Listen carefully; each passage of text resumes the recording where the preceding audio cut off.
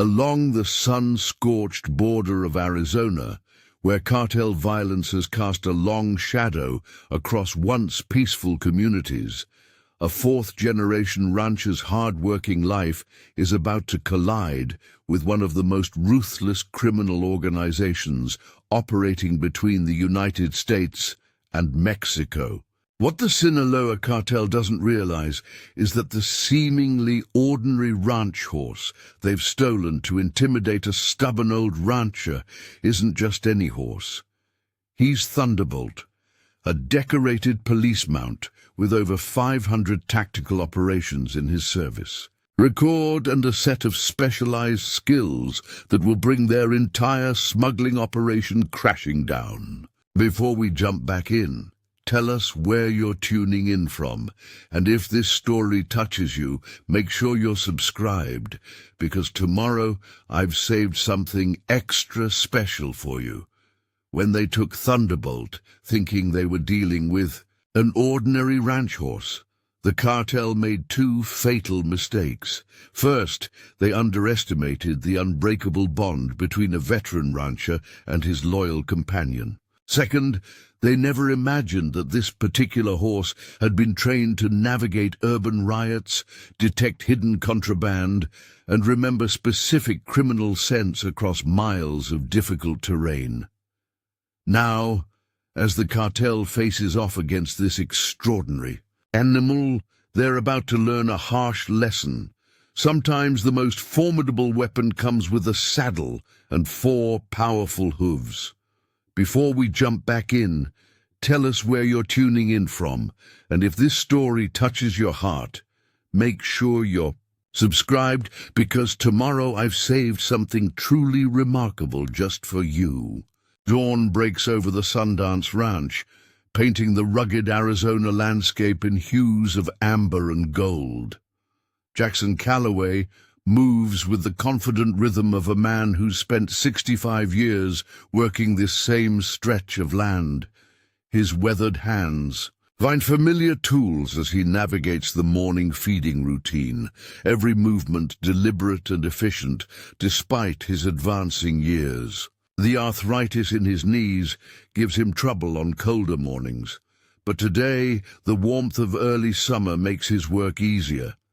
His eyes scan the perimeter fence line out of habit, noting a section that needs repair near the eastern pasture. In the distance, the silhouette of the San Miguel Mountains provides a majestic backdrop to the 200 acres that have been in the Calloway family since his great-grandfather settled here in 1887. Jackson's attention shifts to the empty stall in the main stable. Thunderbolt's absence is a physical ache, more painful than any arthritis. 3 days since the magnificent buckskin quarter horse disappeared from the north pasture. 3 days of searching, calling in favors from neighboring ranchers, and filing reports that seem to vanish into bureaucratic black holes. "We'll find you, old friend," Jackson murmurs to the empty space, his hand resting on the worn leather saddle that still carries the discreet markings of the Tucson Mounted Police Unit. The sound of tires on gravel pulls Jackson from his thoughts. He recognizes the engine of his daughter's truck before it comes into view around the bend. Eleanor Calloway Martinez pulls up in a cloud of dust, cutting the engine but remaining in the driver's seat for a moment, speaking into her phone with the intensity that has marked her career in law enforcement. Elena steps out, her Cochise County Sheriff's Department uniform pressed and professional despite the early hour. At 42, she carries herself with the confidence of someone who has earned every bit of respect she commands. The badge on her chest catches the morning light as she approaches her father. "Any word?" Jackson asks, though he can read the answer in her expression. Elena shakes her head, holstering her phone. "Nothing official, but I've got some contacts working back channels." Her voice drops slightly. "Dad, there's something you need to know about the fence cutting in the north pasture." Jackson's expression hardens. The cut fence where Thunderbolt had disappeared wasn't random. Perfect cuts, methodical work, someone who knew what they were doing. Sheriff found similar patterns at the Rodriguez place and over at Benson's. Old spread, Elena continues, following her father into the ranch house. 3 ranches targeted in 2 weeks, all within 10 miles of the border crossing. Inside, the ranch house is modest but meticulously maintained. Photos spanning 4 generations of Callaways line the walls, including several showing a younger Jackson in his army uniform. Elena's gaze lingers on one photograph, Jackson standing proudly beside a much younger Thunderbolt, both of them wearing ceremonial regalia during a police department ceremony. "You think this is connected to those threats you received?" Elena asks, accepting the cup of coffee her father hands her. Jackson's silence is answer enough. 3 months ago, men in expensive trucks had approached him with an offer to purchase a specific 50-acre section of his property, the section containing a rarely used access road that cuts through a blind spot in Border Patrol coverage. When he refused, the offers turned to thinly veiled threats. "Captain Reynolds called yesterday," Jackson says finally, changing the subject but not really. Asked about Thunderbolt, seemed mighty interested in his disappearance. Elena's eyebrows rise slightly. Captain James Reynolds had been her father's contact when he adopted Thunderbolt after the horse's retirement from the Tucson Mounted Police 5 years ago. The fact that the police captain was calling personally about a missing ranch horse raised questions. "Did he say why he was concerned?" Elena asks carefully. "Not in so many words," Jackson replies, his gaze drifting to another photo, this one showing Thunderbolt in full police tack, standing at attention during a memorial service. But he asked specifically if there had been any unusual vehicles near the ranch before the theft. The conversation is interrupted by the arrival of Miguel Hernandez, Jackson's ranch foreman for the past 20 years. Miguel's expression is grim as he removes his hat upon entering the kitchen.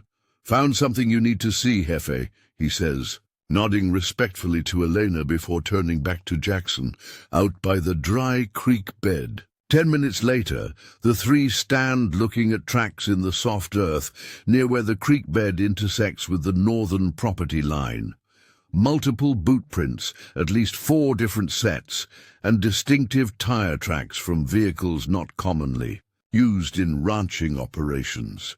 "Tactical tread," Elena observes, crouching to photograph the evidence with her phone. "Military grade, similar to what Border Patrol uses, but these aren't government issue." She points to a distinctive pattern in the tread. "These are aftermarket, high-end, the kind cartels outfit their transport vehicles with." Jackson kneels despite his protesting knees, his fingers tracing a different set of prints in the dirt.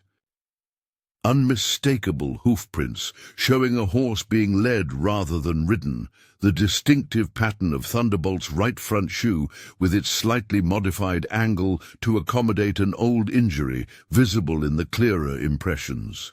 "They didn't just happen upon him," Jackson says, a cold certainty in his voice. "They came specifically for him."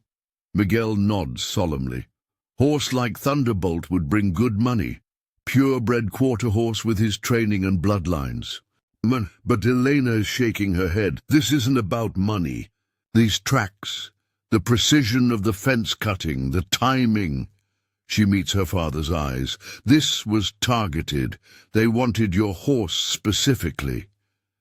Back at the ranch house, Elena makes several calls while Jackson pores over maps of the surrounding area.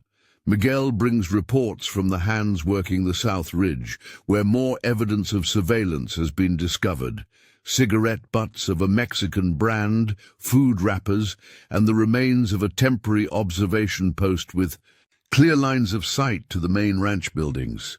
"They've been watching us," Jackson concludes, his weathered face masking the anger building inside him. "Studying patterns, learning routines." Preparing and narrating this story took us a lot of time, so if you are enjoying it, subscribe to our channel. It means a lot to us. Now back to the story. Elena ends her call and turns to her father. "That was Deputy Gonzalez. Border Patrol picked up unusual chatter last night. Seems a shipment is coming through that needs special handling. Something about the horse path. Being clear now." Jackson's eyes narrow as he turns to a particular section of the map, an area of his property that follows a natural ridgeline, invisible from main roads and passing almost entirely through blind spots in border surveillance. Technology, the perfect smuggling route. "That's why they wanted to buy this section so badly," he says, tracing the route with his finger. "And when I wouldn't sell, they decided to send a message by taking something valuable to you." Eleanor finishes. "But why Thunderbolt specifically? Why not machinery or cattle that would hurt you financially?" The answer comes later that afternoon, when Captain Reynolds arrives at the ranch, having driven the 2 hours from Tucson personally rather than calling. The police captain's normally composed demeanor shows cracks of genuine concern as he sits at Jackson's kitchen table, declining offers of coffee. "I should have told you everything when you adopted him," Reynolds begins, guilt evident in his voice. "But we were concerned about operational security, and frankly, we thought Thunderbolt's last case was closed for good." Jackson and Elena exchange glances as Reynolds continues. 5 years ago, before his retirement, Thunderbolt and his handler were instrumental in the largest narcotics bust in Tucson's history.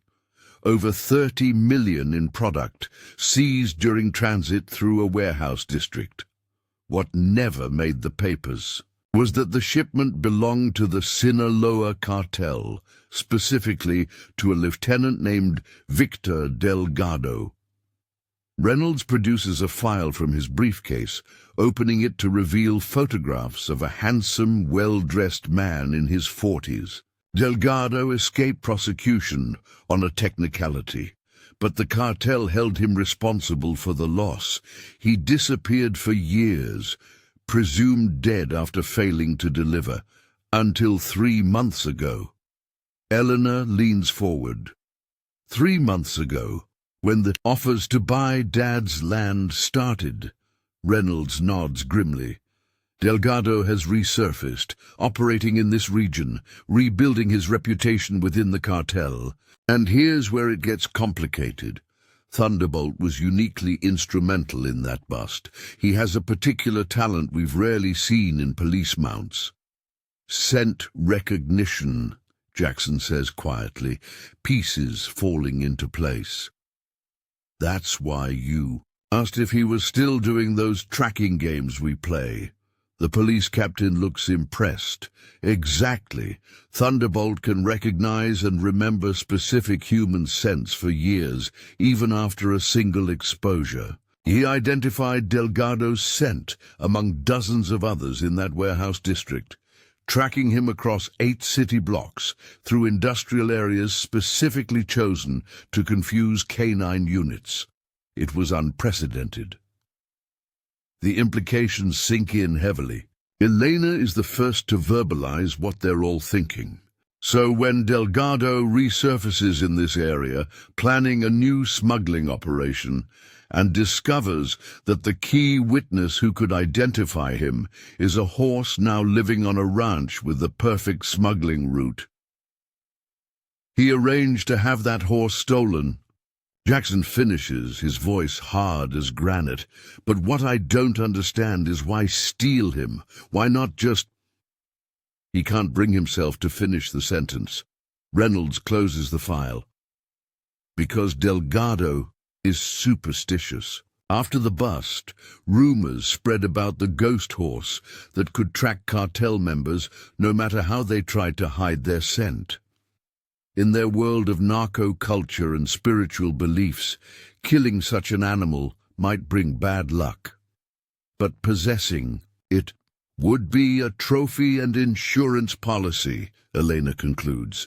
As long as he controls Thunderbolt, he believes he controls his fate. Night falls across the ranch, bringing a heavy silence broken only by the distant calls of coyotes. Jackson sits on his porch studying the stars as he has for decades, but his mind is far from peaceful contemplation. Beside him, Eleanor reviews Border Patrol schedules and surveillance data on her laptop. "This shipment they're moving," Jackson says after a long silence. "When?" Eleanor hesitates before answering. "Intelligence suggests tomorrow night. They're using the new moon for cover." Jackson nods slowly, his eyes fixed on the darkness where the northern pasture meets the ridgeline, the beginning of the route that winds through his property and eventually into the blind spots along the border. "He's out there," Jackson says with quiet certainty. "Thunderbolt. I can feel it. And if what Reynolds says is true, if he really can remember Delgado's scent after all these years, then he represents a threat as long as he's alive," Elena finishes, the grim reality settling between them. The stars wheel overhead, unseen patterns shifting in cosmic rhythms much older than the troubles of men and horses. Jackson and Elena maintain their vigil as plans take shape between them. Something is coming, they can both feel it, but unlike the cartel, they know exactly what they're dealing with. The question isn't if Delgado will make his move, but when. And when he does, he'll learn that underestimating a stubborn old rancher and his retired police horse might be the last mistake he ever makes. The connection between Jackson and Thunderbolt transcends ordinary human-animal bonds. It was forged through hundreds of quiet mornings and long rides across the Arizona landscape, through shared trust and mutual respect. In Thunderbolt, Jackson found not just a remarkable horse, but a kindred spirit.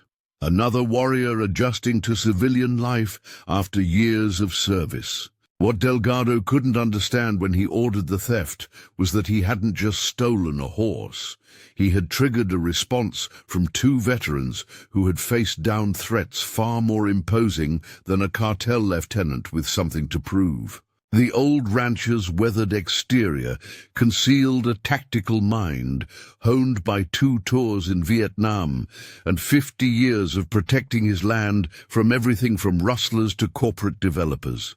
As the coyotes continue their night songs across the desert, Jackson's hand unconsciously traces the outline of the Distinguished Service Cross Medal in his pocket, a reminder of another time when he had been underestimated by those who saw only an ordinary American soldier, not the strategist beneath.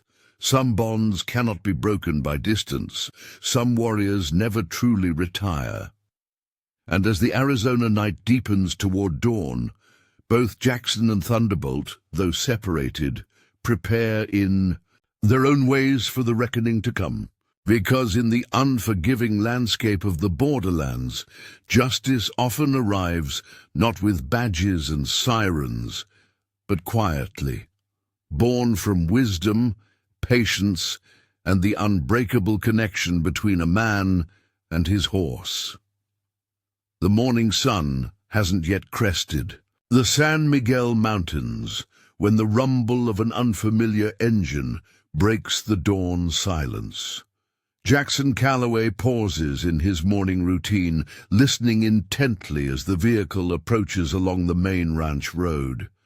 His years of experience tell him it isn't Elena's department SUV or Miguel's old pickup. A black Ford Expedition with government plates pulls up to the ranch house, its windows tinted against the already building heat. Jackson watches from the stable doorway, one hand resting near the shotgun concealed in the feed bin. A precaution that has become habit since Thunderbolt's disappearance. The driver's door opens to reveal a tall woman in her 50s, her posture military straight despite civilian clothes. Her eyes scan the property with methodical precision before settling on Jackson. "Mr. Calloway," she calls, her voice carrying authority earned through years of command. "Veronica Reyes, DEA, got a minute to talk about your missing horse?" Jackson studies her credentials carefully when she approaches, noting the senior rank and special task force designation. 5 years since Oklahoma City, she says, a knowing look passing between them. Jackson's expression shifts subtly at the reference, a code phrase from his past life, one that identifies her as a vetted contact from his military days. Few people know about Jackson's post-Vietnam work with certain government agencies, a chapter of his life officially erased from all records. "Coffee's fresh," he replies, leading her into the ranch house. Inside, Reyes gets straight to business, spreading satellite imagery across the kitchen table. "Your daughter's report about the horse theft flagged in our system when it crossed. With chatter we've been monitoring. Victor Delgado isn't just back in business, he's making a power play within the cartel structure." Jackson studies the images. High-resolution photographs showing a compound 20 miles south of the border. Men with rifles patrol the perimeter. Vehicles come and go with military precision. In one corner of the compound stands a separate corral and stable area. "Is he there?" Jackson asks, the question loaded with meaning beyond the simple words. Reyes zooms in on one image, enhancing a section of the corral. The resolution isn't perfect, but the distinctive markings of a buckskin quarter horse are visible. Thermal imaging confirms a horse matching Thunderbolt's description arrived at the compound 3 days ago, she confirms.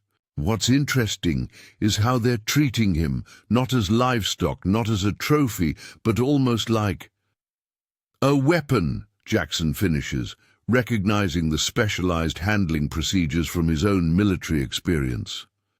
They're treating him like a specialized asset. Reyes nods, impressed with his assessment. Delgado has surrounded himself with ex-military personnel, some with specialized training in handling service animals. They know exactly what Thunderbolt is and what he's capable of. The conversation is interrupted by Elena's arrival.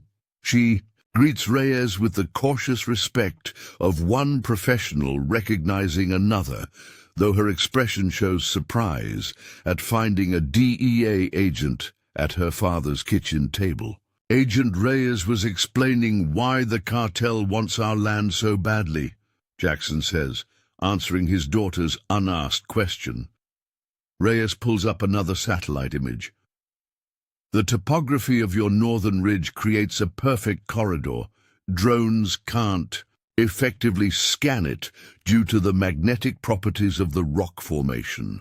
Border sensors have a blind spot there because of the terrain interference. Even thermal imaging is compromised by the natural hot springs underneath that section. A smuggler's highway, Elena observes. One that would increase their transport efficiency by approximately 60%, Reyes confirms. Our intelligence suggests Delgado has promised the cartel leadership he can establish this corridor as a secure route. His reputation and life depend on delivering.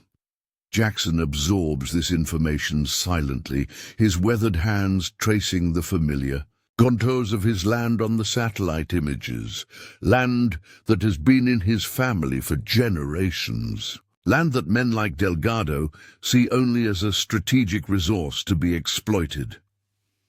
There's something else you should know, Reyes continues, pulling out another file. Delgado isn't just moving product. He's diversifying into weapons trafficking. Our sources indicate a major shipment is coming through tomorrow night. Specialized military hardware stolen from a National Guard armory in Texas last month. Elena's expression hardens. That explains the increased cartel presence we've been monitoring. They're not just establishing a drug route. They're creating a corridor for weapons. Outside, the sound of approaching vehicles signals Miguel's return with several ranch hands. Through the window, Jackson watches his foreman directing the men with practiced efficiency. But something in Miguel's posture triggers Jackson's finely tuned senses. The foreman is moving differently, scanning the property perimeter with subtle but deliberate attention. "Your man Miguel," Reyes says, following Jackson's gaze. "Former Mexican Special Forces, wasn't he, before he came to work for you?" Jackson nods slowly. "Retired after 15 years of service. Best foreman I've ever had." He pauses, considering something. He's been acting different since Thunderbolt disappeared, more vigilant. "That's because he recognizes what's happening," Reyes says. "He's seen operations like this before, from the other side." The day progresses with a new tension underlying routine ranch activities. Elena makes calls to the sheriff's department, arranging to take emergency personal leave. Reyes coordinates with her team through encrypted communications. Jackson meets with Miguel away from the main buildings, their conversation private but intense. By mid-afternoon, unusual activity begins at the neighboring properties. Vehicles that don't belong to local ranchers drive slowly along public roads bordering Jackson's land. Men with binoculars make little effort to conceal their surveillance of the Sundance Ranch. "They're not hiding anymore," Elena observes as another SUV with Mexican plates drives past the main gate for the third time in an hour. "They want us to know they're watching." "Standard intimidation tactics," Reyes replies, her tone professional but tight with concern. "They're establishing psychological dominance before making their move." Jackson says nothing, but his eyes carry the calm determination that Elena has seen throughout her life. The same expression he wore when fighting the bank during the foreclosure crisis of the 1980s, when standing against corporate developers in the early 2000s, and when facing down a wildfire that threatened to destroy everything 10 years ago. As sunset approaches, a familiar truck pulls up to the ranch house. Captain Reynolds has returned from Tucson, this time accompanied by a woman in her 40s whose weathered face speaks of years spent outdoors. She moves with the deliberate awareness of someone accustomed to working with animals, her eyes constantly scanning, assessing. "This is Maria Vasquez," Reynolds introduces her.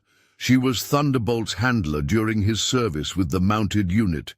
When she heard what happened, I had to come," Maria finishes, her voice carrying the subtle accent of a northern Mexico childhood.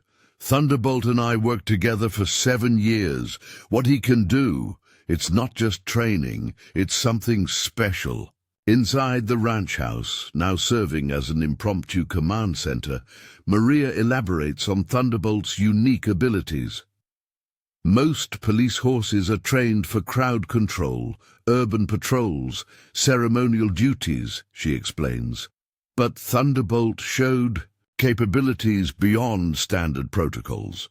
His scent recognition abilities approach those of specialized canine units, but with advantages dogs don't have. height for better air current sampling, endurance for longer tracking operations, and, most importantly, memory. Memory? Elena asks. Horses naturally have excellent memory, especially for negative experiences, Maria continues, but Thunderbolt demonstrated extraordinary recall for specific human sense. Once he identified someone as a threat, he could recognize that scent. Years later, even when masked by other odors. Reynolds nods in confirmation. That's how we caught Delgado the first time. He used industrial-grade chemicals to throw off our K9 units. Worked perfectly against the dogs. But Thunderbolt tracked him through it all, followed him right to his hiding place in an abandoned factory that wasn't even on our search grid. Delgado never forgot that, Maria adds. In his world, being hunted down by a horse carried special symbolism, a kind of spiritual humiliation. The cartel members started calling Thunderbolt El Fantasma, the ghost. As night falls across the ranch, the group moves to the dining room where maps and satellite imagery cover the large table. Miguel joins them, bringing reports from the ranch hands about suspicious activities along the property boundaries. They've placed spotters here, here, and here, he says, marking locations on the map. Professional observers, likely former military. They're establishing coverage of all approach routes to the northern ridge. Reyes consults her smartphone, receiving real-time intelligence from her team. Border Patrol has detected increased communications chatter. They're setting something big in motion, but carefully staying just under the threshold that would trigger an official response. The weapons shipment, Elena concludes, tomorrow night during the new moon. But they need to secure the route first, Reynolds adds, which means they'll come for the ranch tonight, Jackson finishes, his voice calm despite the gravity of his words. Clear any obstacles, establish control of the corridor, ensure everything is ready for tomorrow's shipment. A heavy silence falls over the room as the implications sink in. This remote ranch, home to generations of Callaways, now stands at the center of an international criminal operation. And somewhere south of the border, a remarkable horse remains captive, his special abilities now turned against the country he once served. We should evacuate, Reynolds suggests. Get you to safety until federal agencies can coordinate a proper response. But Jackson is already shaking his head. This is my land. I've defended it before, and I'll defend it again. His eyes meet Elena's, then Miguel's. Silent communication passing between them, born of years of trust and shared determination. Besides, he continues, if we leave, what happens to Thunderbolt? Delgado keeps him as a trophy? Uses him to secure smuggling routes? Or worse, eliminates him once he's served his purpose? Maria's expression hardens at this. Thunderbolt is more than just a horse. He's a veteran, a partner. We don't abandon our partners. The statement resonates through the room. For Jackson, it echoes his military code. For Elena, her law enforcement oath. For Miguel, his own service principles. Even Reyes and Reynolds, products of agencies with sometimes murky ethical boundaries, straighten slightly at the simple truth of the declaration. If we stay, we need a plan, Elena says, practical as always. We're outnumbered and outgunned. Jackson's weathered face shows the ghost of a smile. Numbers and guns aren't everything.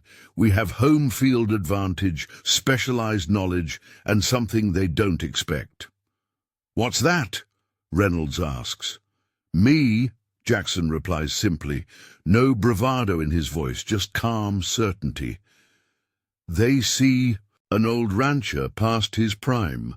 What they don't see is someone who specialized in asymmetric warfare and has been defending this land from one threat or another for over 40 years. As the night deepens, plans take shape around the dining room table.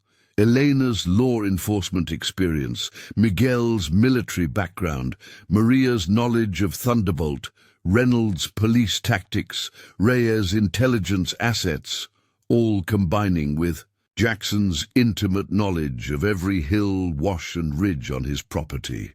"We're not just defending the ranch," Jackson reminds them as midnight approaches. "We're creating an opportunity to locate and recover Thunderbolt."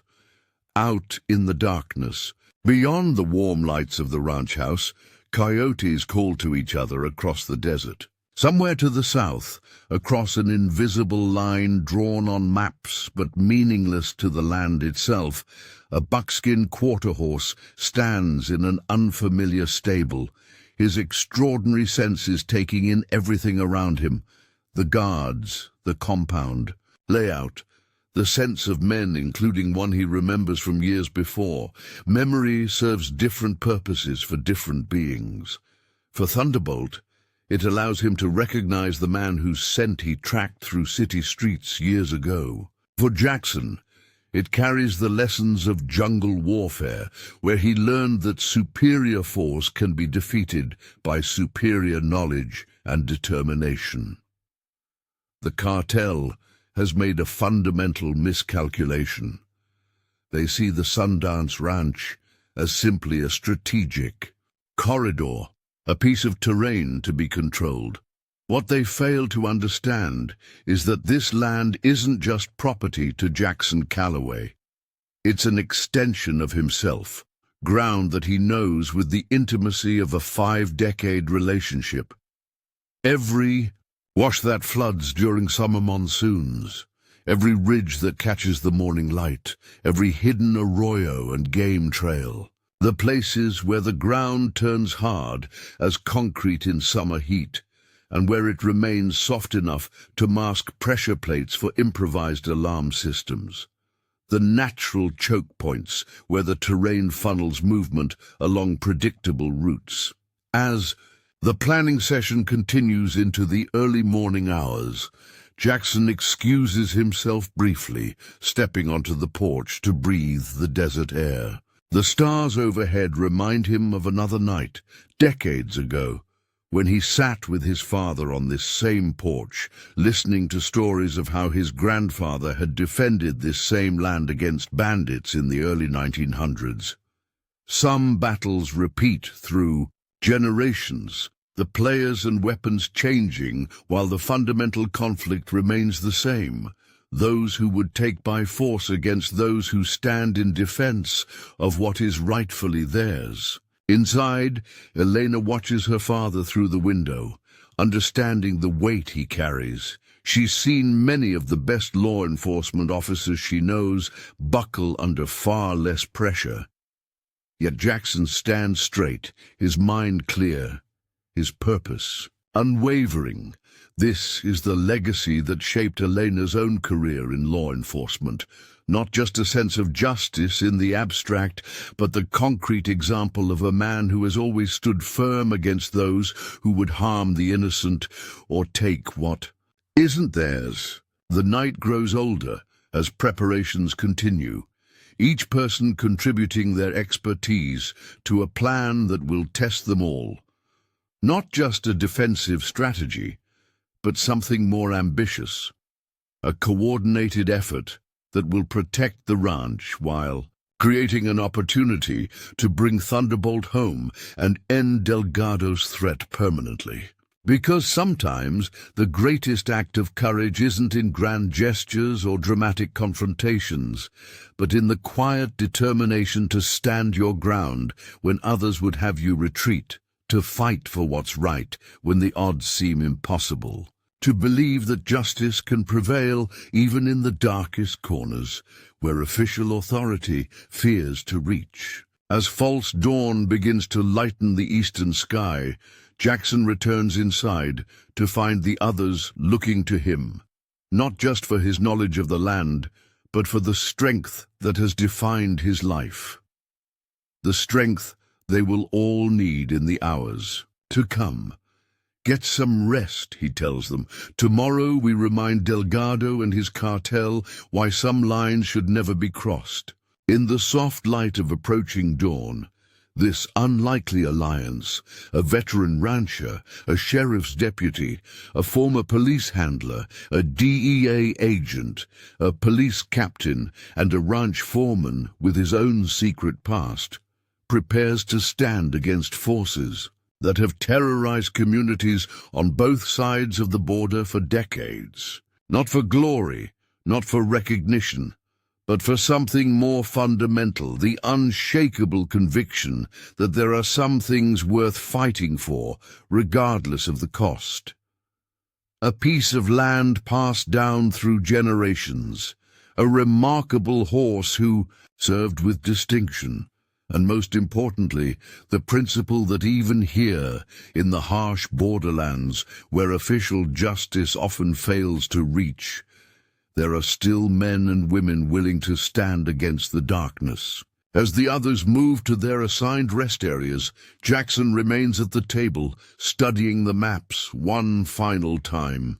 His weathered finger traces the route that Thunderbolt would have been forced to travel after his capture, mentally walking every mile between his beloved ranch and Delgado's compound. "I'm coming for you, old friend," he whispers to the silent room. "Hold on just a little longer."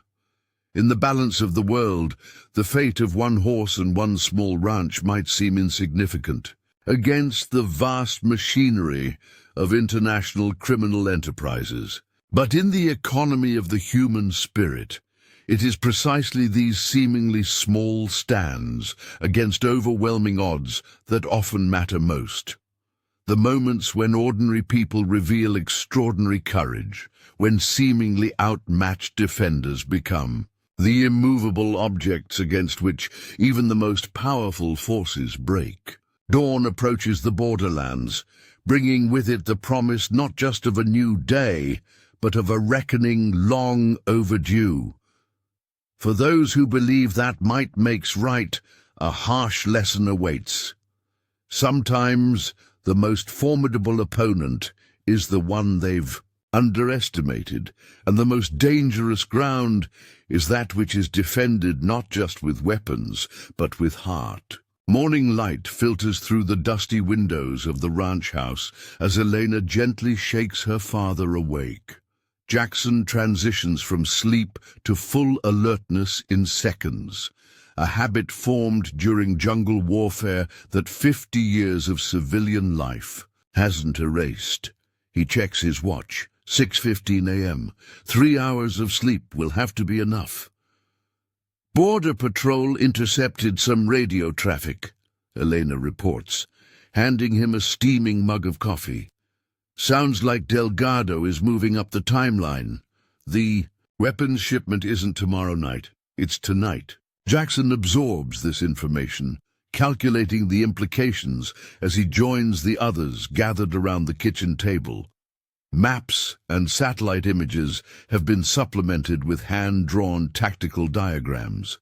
Miguel stands beside Maria Vasquez, both studying the topographical features of the northern ridge, while Captain Reynolds coordinates by phone with trusted officers in Tucson. "We've got company," Reyes announces, looking through binoculars toward the main road. 2 vehicles, civilian models, but moving with tactical precision. Jackson joins her at the window.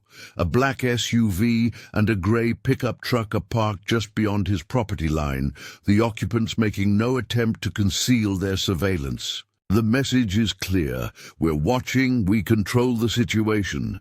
Resistance is futile. "Standard intimidation protocol," Miguel comments, his expression revealing his familiarity with such tactics.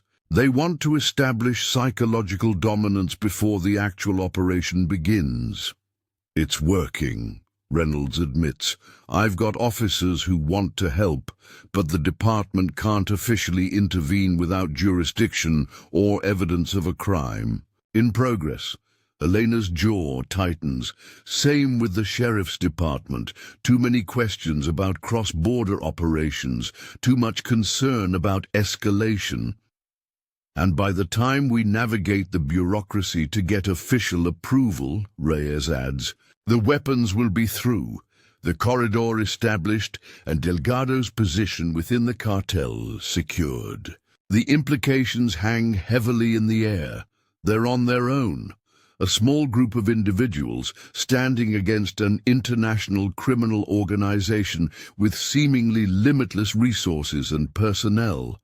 Jackson studies the maps once more, his finger tracing the natural corridor that makes his property so valuable to the cartel. Years of ranching have taught him to read the land like others read books, understanding its moods, its challenges, its opportunities. "Miguel," he says finally, "get the men started on moving the cattle to the south pasture. We'll need to clear the north ridge entirely."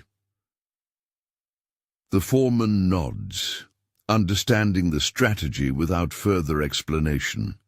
Less innocent life in the potential conflict zone, and a legitimate ranching activity that won't alert the watchers that anything unusual is happening. "Maria," Jackson continues, turning to Thunderbolt's former handler, "tell me exactly how they'll be using him. Not how you would use him, how they will use him, given their limited understanding of his training." Maria considers this carefully.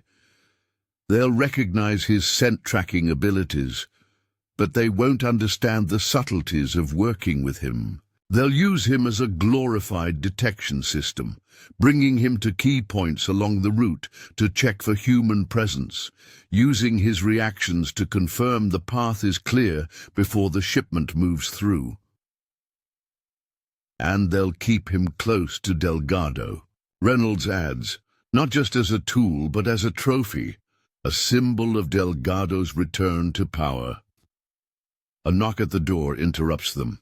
Elena moves to answer it, hand near her service weapon, but relaxes when she recognizes the visitor. Thomas Running Bear steps into the kitchen, his Apache heritage evident in his chiseled features and observant eyes. As the tribal liaison for border issues and Jackson's friend for 30 years, his presence is both unexpected and welcome. "Heard you might need some help," Thomas says simply, nodding respectfully to Jackson. "My nephew works Border Patrol. Said there's unusual activity, but official hands are tied."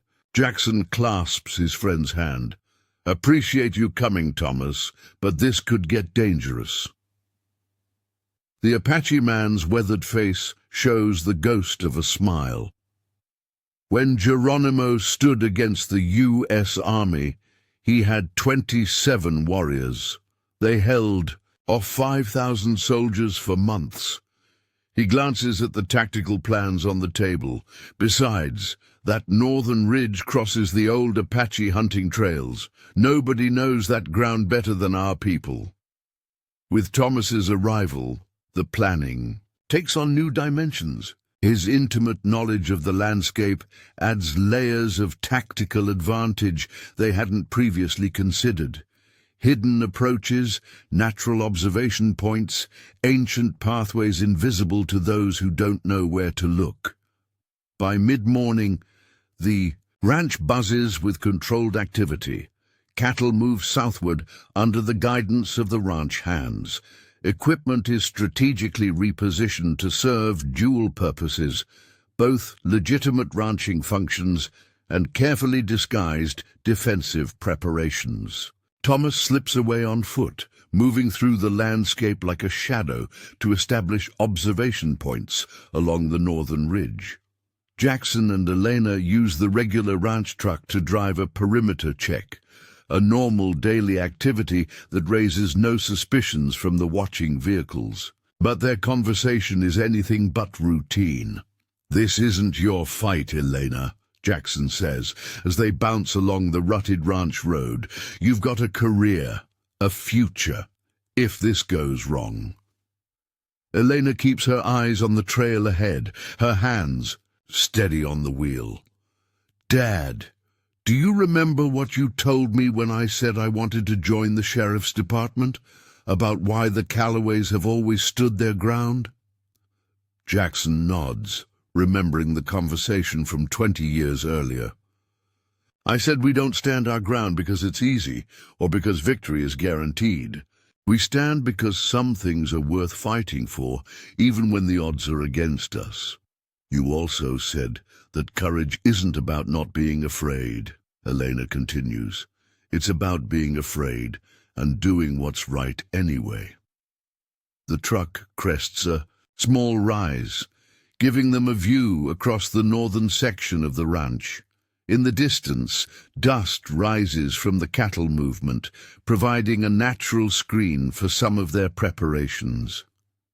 "Everything I am," Elena says quietly.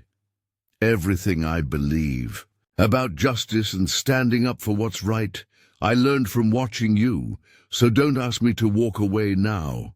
Back at the ranch house, Reyes coordinates with her limited DEA resources, while Reynolds establishes a secure communication channel with trusted officers. Maria and Miguel inventory the available equipment, adapting ranch tools for tactical purposes when necessary. "We've got movement," Thomas's voice comes through the radio shortly after noon. "2 more vehicles approaching from the east access road, military precision, armed personnel." Through binoculars, Jackson observes the new arrivals, 4 men in civilian clothes whose movements betray professional training. They establish positions along the eastern boundary of his property, maintaining visual contact with the vehicles already watching from the main road. "They're establishing a perimeter," Miguel notes, "standard procedure before a major operation. They'll continue positioning assets around the entire property boundary." "Cutting off potential escape routes," Reynolds adds grimly. Jackson studies the pattern of deployments, recognizing the strategy from his military days. "They're not just containing us," he realizes. "They're creating a security cordon for tonight's shipment, using the confrontation with us to justify placing personnel along the entire corridor." "2 birds, 1 stone," Reyes agrees. "Intimidate the stubborn rancher, while simultaneously securing the smuggling route." As afternoon progresses, the cartel's strategy becomes increasingly clear. Additional vehicles arrive at regular intervals, establishing observation points at strategic locations around the ranch perimeter. By 3 o'clock, the Sundance Ranch is effectively surrounded. "They're getting bold," Eleanor observes as a black SUV drives slowly past the main gate, the occupants openly displaying weapons. "Because they think they've already won," Jackson replies. "They see an old rancher, a few loyal employees, and some friends against professional cartel enforcers. The outcome seems obvious to them. They don't understand what they're really facing," Maria adds quietly. The statement carries deeper meaning than the simple words. They aren't just facing a stubborn rancher and his supporters. They're facing the embodiment of a principle that has guided the Callaway family for generations: that some lines cannot be crossed without consequence, that justice matters even in places beyond the easy reach of law, that courage and determination can overcome seemingly impossible odds. At 4 o'clock, the cartel makes its first direct move. A sleek luxury SUV with diplomatic plates drives up to the main gate. 2 men in expensive suits emerge, approaching the ranch house with the confident swagger of those accustomed to getting their way through intimidation. Jackson meets them on the porch, Elena slightly behind him, The ranch appears normal, cattle operations continuing in the south pasture, regular maintenance activities visible around the outbuildings. Nothing to suggest they're preparing for the confrontation to come. "Mr. Calloway," the older man begins, his accent refined, his manner superficially polite. "I represent certain business interests concerned about tonight's Border Patrol activities. I'm authorized to offer you generous compensation in exchange for access to your northern ridge for a temporary operation." Jackson studies the man with the practiced eye of someone who has evaluated threats his entire life. Expensive suit, manicured hands, the faint bulge of a concealed weapon beneath his jacket. "My land isn't available for any operations," Jackson replies evenly. "Not tonight, not ever." The man's polite facade slips slightly, revealing the steel beneath. "Perhaps you misunderstand the situation. This access will be granted. The only question is whether you benefit financially or face complications." "I understand the situation perfectly," Jackson responds, his weathered face revealing nothing of the preparations underway. "Now, unless you're here about legitimate ranch business, we're done talking." The second man steps forward, his hand moving subtly toward his concealed weapon. "Your horse, the buckskin, magnificent animal, would be a shame if anything permanent happened to him." Eleanor's posture shifts almost imperceptibly, her law enforcement training preparing her to react if the situation escalates. But Jackson remains calm, only the slightest tightening around his eyes betraying his response to the threat against Thunderbolt. "You've made your position clear," Jackson says, his voice carrying decades of quiet authority. "Now I suggest you leave while that option remains available to you." The confrontation balances on a knife edge for several heartbeats before the older man smiles thinly and nods. "We'll be in touch again very soon, Mr. Calloway. Perhaps circumstances will help you reconsider our generous offer." As the men return to their vehicle, Elena watches them with the practiced observation of a law enforcement officer. "They're not worried," she notes. "They still think this ends only one way." Jackson nods, turning back toward the house where the others wait. That's their mistake. Inside, the final preparations take shape. Thomas has returned from scouting the ridge, bringing detailed observations of cartel positions.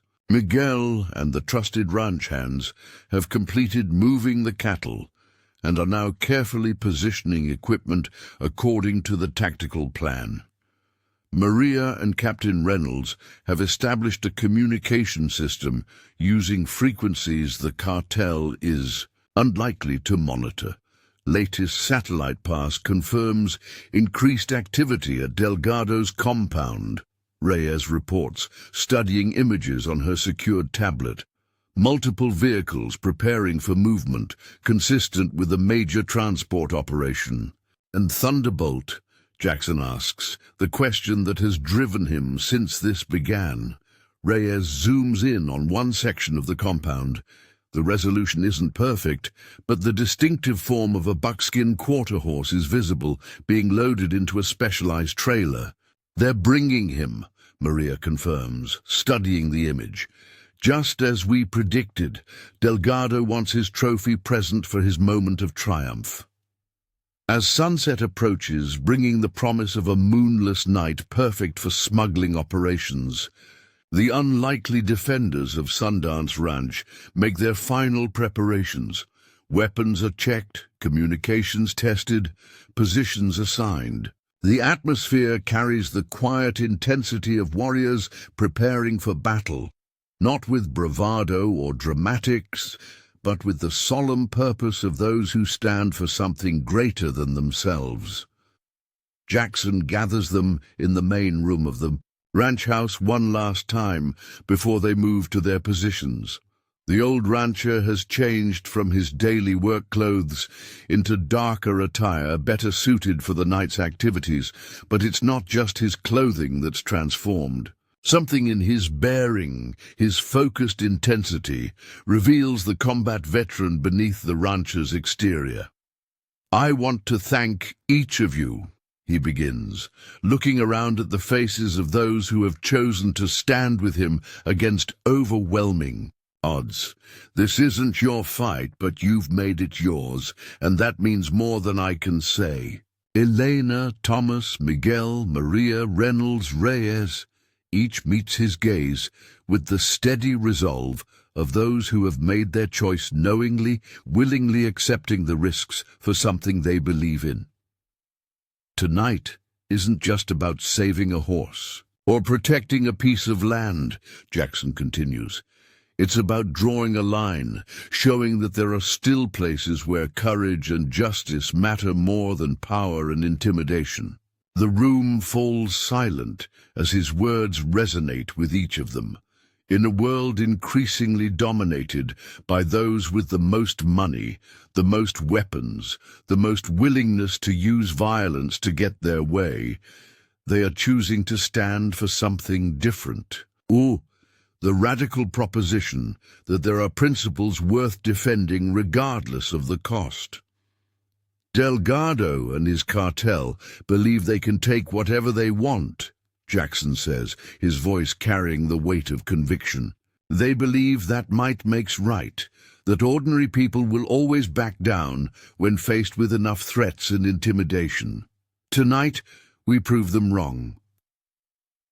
As darkness falls across the ranch, they move to their assigned positions. Thomas disappears like a ghost into the landscape he knows so intimately. Miguel leads the trusted ranch hands to their stations, disguised as regular nighttime cattle operations. Maria establishes her position near where Thunderbolt will likely be brought. Her unique connection to the horse, a crucial element of their plan. Reynolds and Reyes coordinate from the communications center established in the ranch office. Elena pauses before taking her position, looking back at her father silhouetted against the ranch house lights. "Be careful out there," she says simply. Jackson nods, the ghost of a smile touching his weathered face. "Always am." As night deepens across the borderlands, the hidden defenders of Sundance Ranch prepare to face a cartel force that outnumbers and outguns them. On paper, the outcome seems predetermined.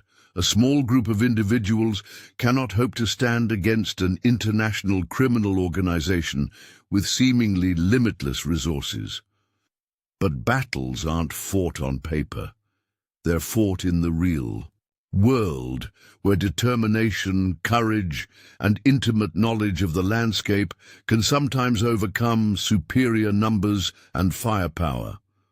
Where individuals standing for something they believe in can find strength beyond ordinary measure.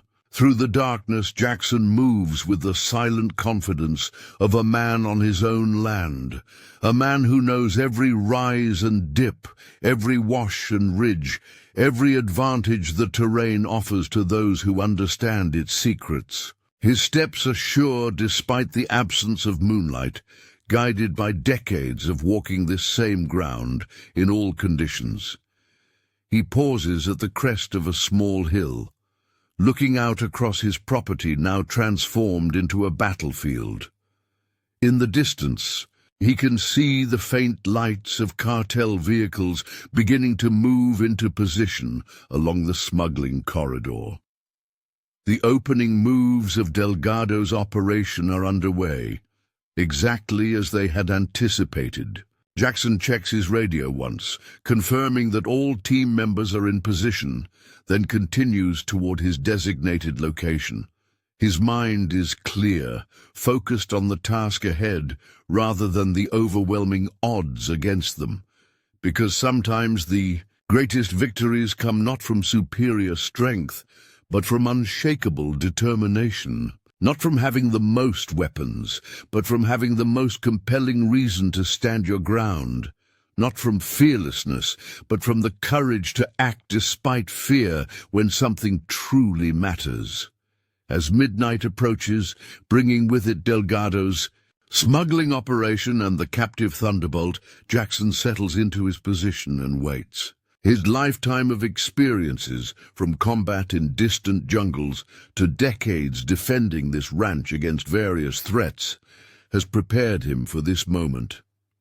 The cartel believes they face a stubborn old rancher past his prime, a minor obstacle, to be overcome through intimidation or force. What they don't understand is that they face a man who has spent his entire life standing up for what he believes is right, regardless of the odds against him. A man whose quiet determination has overcome challenges that would have broken others many times over, and he's not standing alone. Each member of their unlikely alliance brings unique strengths and abilities to this fight. Elena's law enforcement training, Thomas's intimate knowledge of the land, Miguel's military experience, Maria's connection to Thunderbolt, Reynolds' tactical coordination, Reyes' intelligence assets. Together, they represent something powerful. The refusal to surrender to intimidation, the courage to stand against seemingly overwhelming force, the conviction that justice matters even in the remote borderlands where official law often fails to reach. The night deepens toward the midnight hour as cartel vehicles continue positioning along the smuggling corridor. Light signals flash between their observation posts, confirming the route is being secured according to plan. What they don't detect are the silent defenders watching from carefully chosen positions throughout the landscape. Individuals driven not by profit or power, but by the simple, unshakable belief that some battles must be fought regardless of the odds. Some lines must be defended at all costs, because in the dark borderlands where official justice often fails to reach, sometimes the most powerful force for good is the quiet courage of ordinary people who refuse to look away when confronted with evil. People who understand that freedom and justice aren't maintained by institutions alone, but by the willingness of individuals to stand for what's right when it would be easier to stand aside. As the cartel operation moves into its active phase, vehicles converging on the northern ridge with military precision, Jackson checks his watch and prepares to initiate their response. The next few hours will determine not just the fate of Thunderbolt and Sundance Ranch, but something larger, whether this piece of the borderland will be controlled by those who rule through fear and violence, or protected by those who believe in something more enduring. The cartel has numbers, weapons, and the confidence born of years operating with impunity, but Jackson and his allies have something potentially more powerful, the strength that comes from fighting for something worth defending, the tactical advantages of intimate knowledge of the terrain, and the element of surprise that comes when an enemy fatally underestimates their opposition. In the quiet darkness, Jackson whispers words his father taught him decades ago, words that have guided generations of Callaways through their darkest challenges. It's not the size of the dog in the fight, but the size of the fight in the dog. Tonight, Delgado and his cartel will learn the truth of those words. They will discover that sometimes the most formidable opponent isn't the one with the most weapons or personnel, but the one with the most compelling reason to stand their ground. The one who fights not just with weapons, but with heart. Because in the economy of courage, one individual standing for what they believe in can sometimes be worth 100 fighting merely for profit. One person willing to risk everything for justice can change the course of events that seemed predetermined. Jackson settles into position as the cartel vehicles draw closer, bringing with them both danger and opportunity.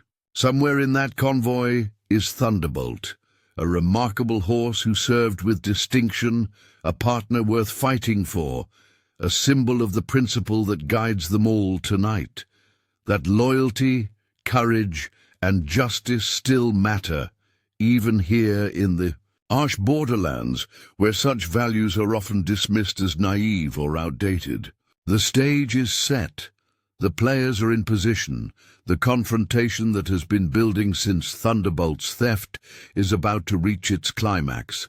And as midnight passes into the early hours of a new day, the defenders of Sundance Ranch prepare to show Delgado and his cartel a fundamental truth they've forgotten in their years of operating through intimidation and violence.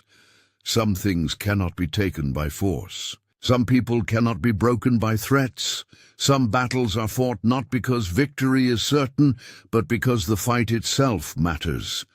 Because standing for what you believe in, even against overwhelming odds, is sometimes the most important victory of all. Telling and preparing this story took us a lot of time, so if you are enjoying it, subscribe to our channel. It means a lot to us.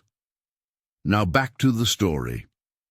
The pre-dawn darkness shrouds the northern ridge in shadows as Jackson monitors the cartel's movements through high-powered night vision binoculars. Their operation unfolds with military precision. Advanced teams establishing security positions, communications specialists setting up portable equipment, logistics personnel preparing for the weapons shipment. All moving according to a carefully orchestrated plan that has worked dozens of times before across the borderlands. But tonight is different. Tonight they face an adversary they've fatally underestimated. Main convoy approaching from the South Access Road.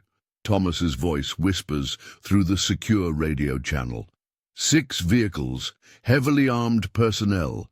They've got something in the second transport, horse trailer, modified for security. Jackson's heart quickens at the news.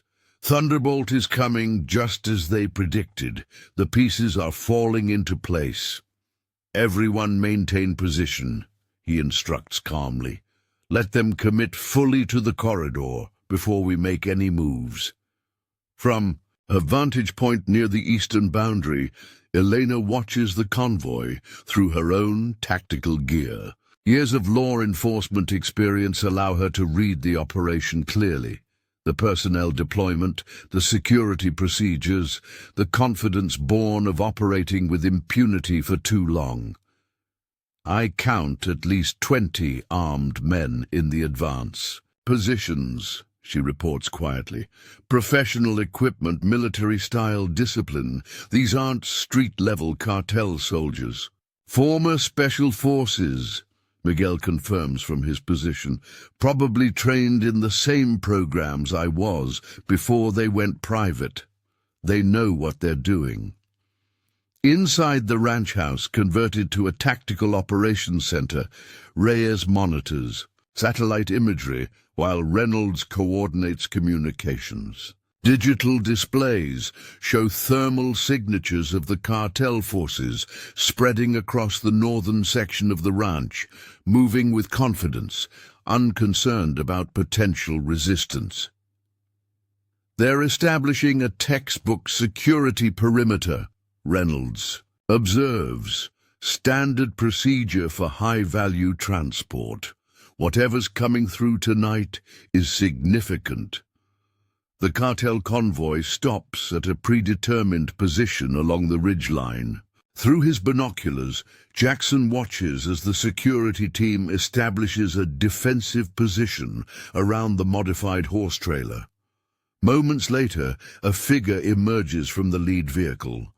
Tall, commanding, moving with the confidence of absolute authority. Visual confirmation on Delgado, Jackson reports, recognizing the cartel lieutenant from the intelligence photos. He's personally overseeing the operation. "That's unexpected," Reyes responds, surprise evident in her voice. "Cartel lieutenants rarely expose themselves to field operations. This shipment must be even more important than we thought." Jackson continues observing as Delgado approaches the horse trailer. Two handlers remove Thunderbolt, who appears calm, but alert, his distinctive buckskin coat visible even in the pre-dawn darkness. The horse's ears flick back and forth, scanning his surroundings with the heightened awareness that made him exceptional during his police service. "They're preparing to use him." Maria's voice comes through the radio, her intimate knowledge of police mount procedures evident in her assessment. Standard scent-checking protocol, but modified. They don't fully understand his training. As predicted, the handlers lead Thunderbolt to the edge of the ridge trail, allowing him to sample the air currents flowing up from the valley below. The horse's behavior will tell them if human scents indicate potential border patrol or law enforcement presence along the smuggling route. What they don't realize is that Thunderbolt's extraordinary abilities include not just detection, but discrimination. The horse isn't just sensing human presence. He's identifying specific individuals by their unique scent signatures. "He knows we're here," Maria whispers, watching through specialized optics. "Look at his right ear, the way it's pivoting. He's picked up familiar scents, but he's not alerting his handlers. He knows the difference between friendlies and threats." This critical intelligence confirms their theory. Thunderbolt isn't just a captive. He's an unwilling participant who might become an ally if given the opportunity. The horse's loyalty to his training and former handlers remains intact despite days in cartel custody. The cartel operation continues developing, unaware of the observers tracking their every move. Advance teams report all clear along the smuggling corridor. Delgado consults with his security chief, visibly pleased with how the operation is proceeding. Thunderbolt is returned to the modified trailer, his role in the initial security sweep complete. "Primary target approaching the border," Reyes reports, monitoring encrypted communications. "ETA 20 minutes to the ranch perimeter. Heavy transport, reinforced security detail."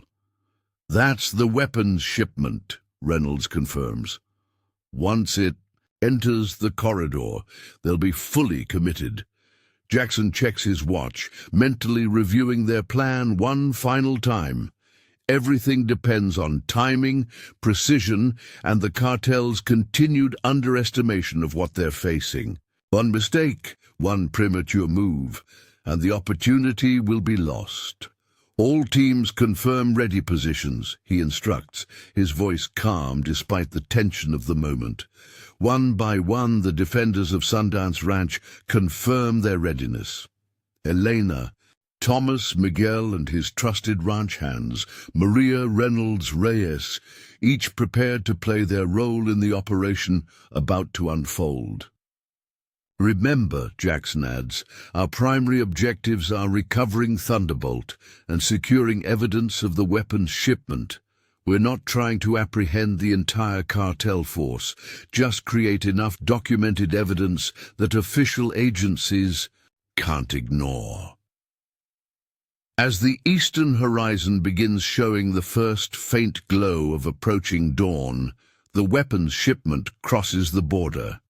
3 heavy transport trucks with armed escort vehicles, moving with the same professional precision as the advance team. Thermal imaging shows the heat signatures of heavy equipment and densely packed cargo, the stolen military hardware bound for cartel operations throughout the region. "This is it," Jackson says quietly. "On my mark, execute Phase 1. The defenders of Sundance Ranch have prepared not just a response, but a multi-layered strategy.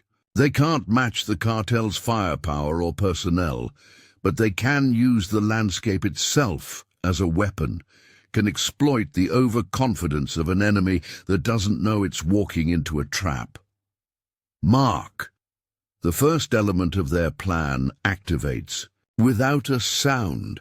Strategically placed devices developed from ranching equipment, modified by Miguel's military experience, begin emitting signals on frequencies used by the cartel's communication systems. Not jamming, that would alert them immediately, but subtly degrading their transmission quality, introducing minor distortions that will compound over time.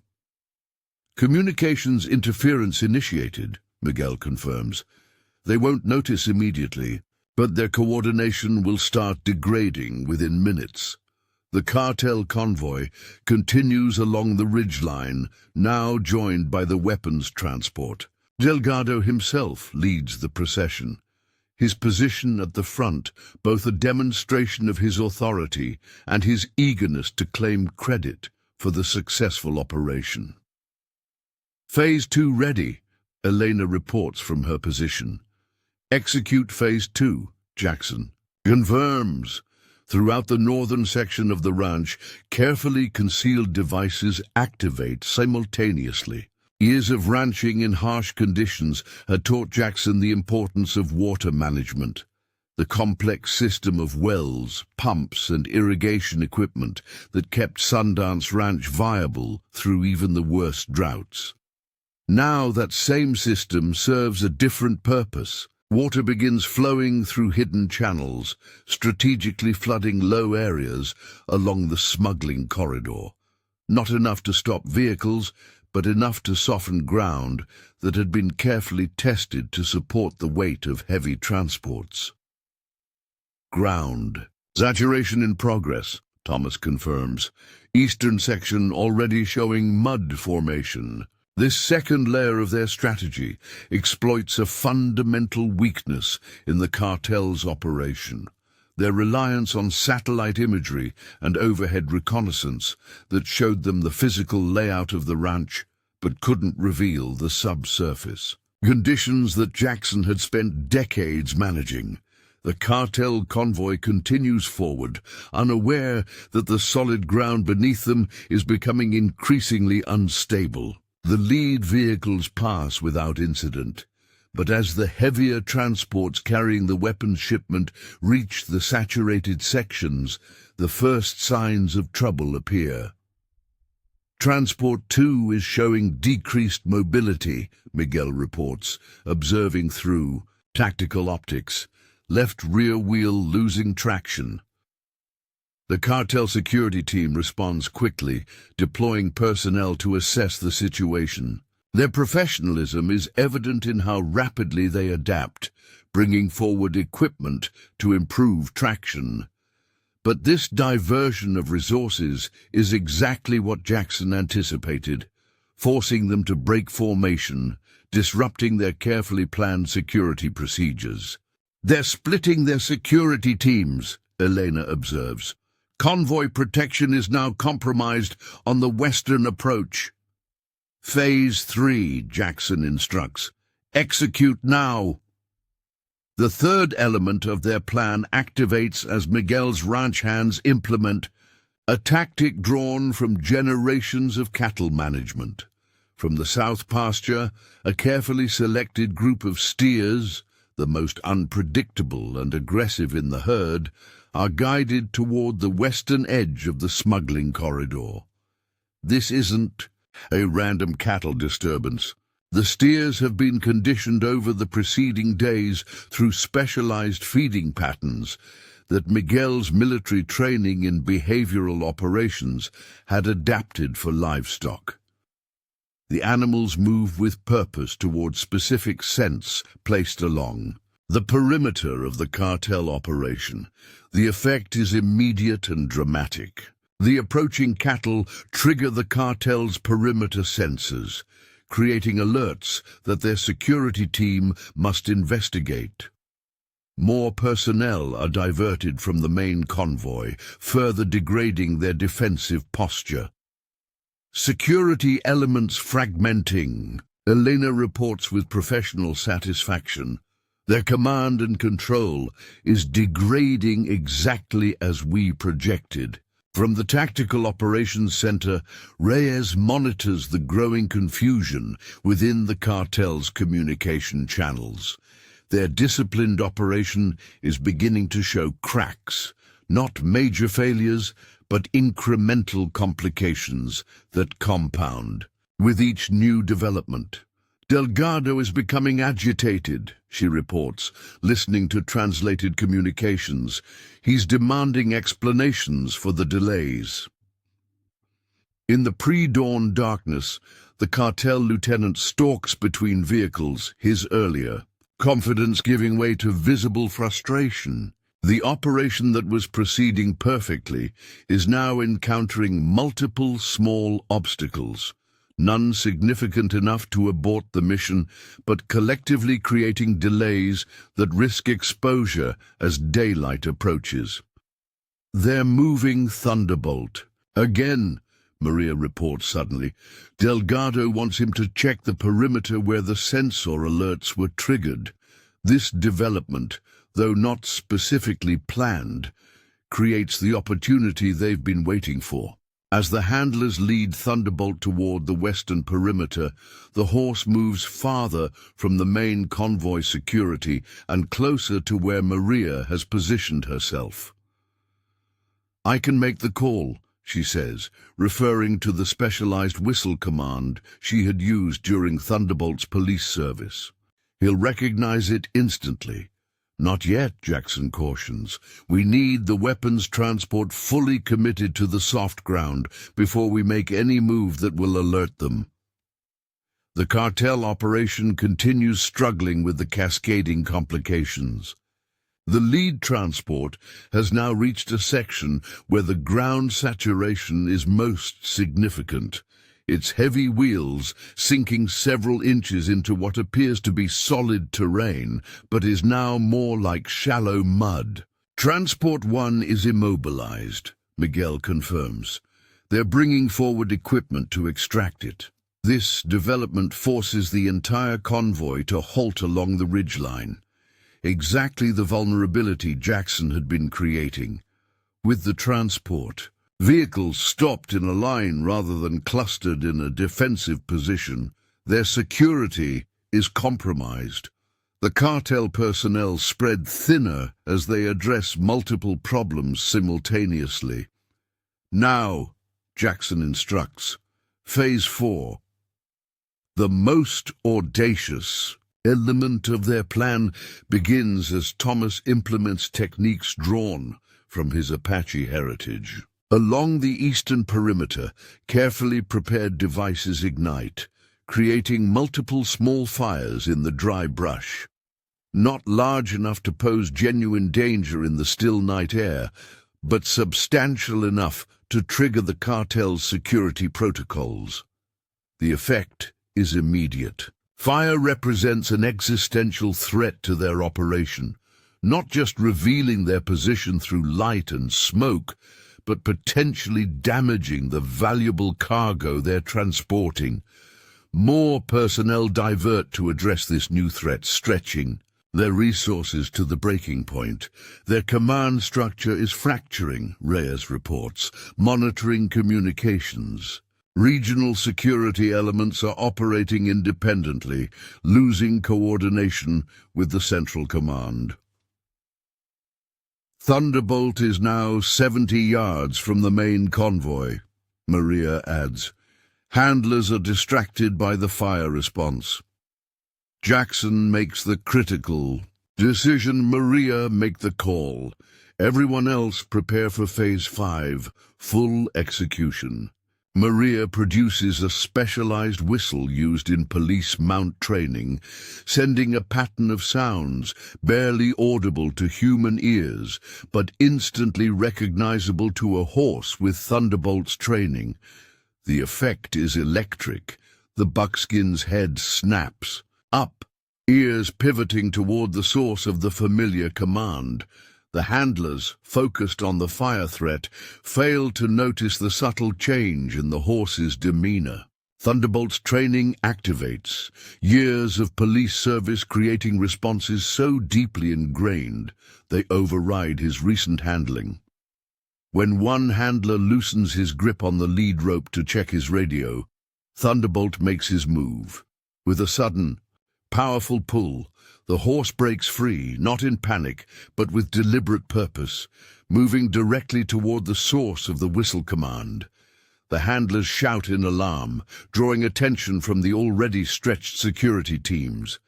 Thunderbolt is loose, Maria confirms, excitement evident in her voice, moving toward my position exactly as trained. Delgado immediately grasps the significance of the development, shouting orders to recapture the horse, but his security forces are already responding to multiple crises. The immobilized transport, the perimeter fires, the cattle disturbance. The disciplined operation has degenerated into fragmented responses to cascading problems. Phase 5, Jackson commands. All elements execute now. The final stage of their plan unfolds with precise coordination.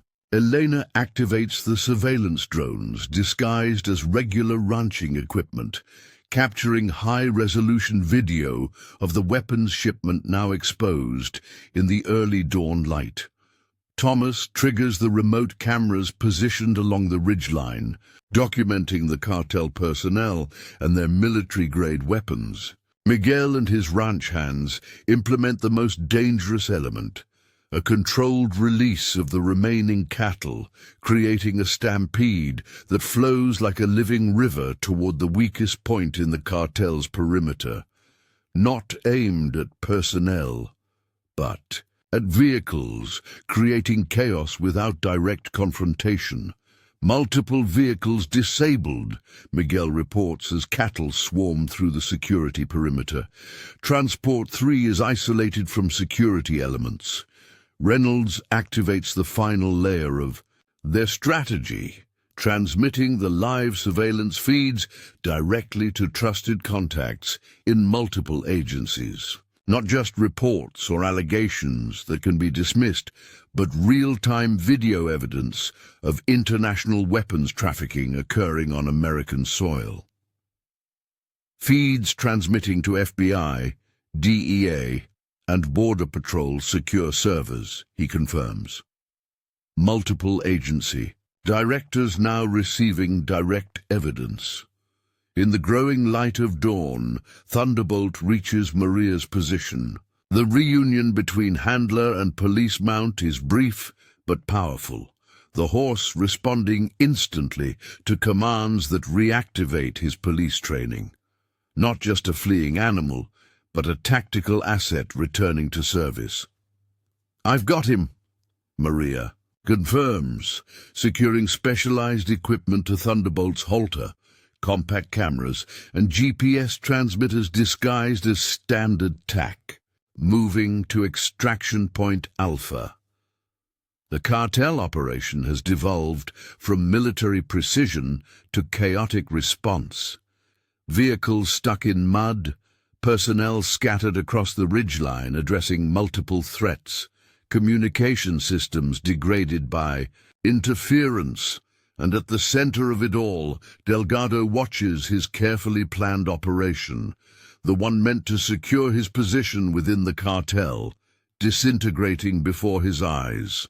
Delgado is mobilizing his personal security detail, Elena reports, moving toward the southern escape route. "Let him go," Jackson instructs. "We've achieved the primary objectives. Evidence secured, Thunderbolt recovered. But Delgado has the plans. Rather than escaping, the cartel lieutenant directs his security detail toward the ranch house, correctly identifying it as the command center for the operation that has undermined his own. "They're approaching the Tactical Operations Center," Reyes warns. "Reynolds and I are initiating data purge and relocation. This development forces Jackson to adjust their plan. While the main objectives have been achieved, they can't allow Delgado to capture their command center or the personnel inside. Miguel, divert response team to protect the ranch house, he instructs. Elena, maintain surveillance on the weapons transport. Thomas, accelerate the extraction timeline.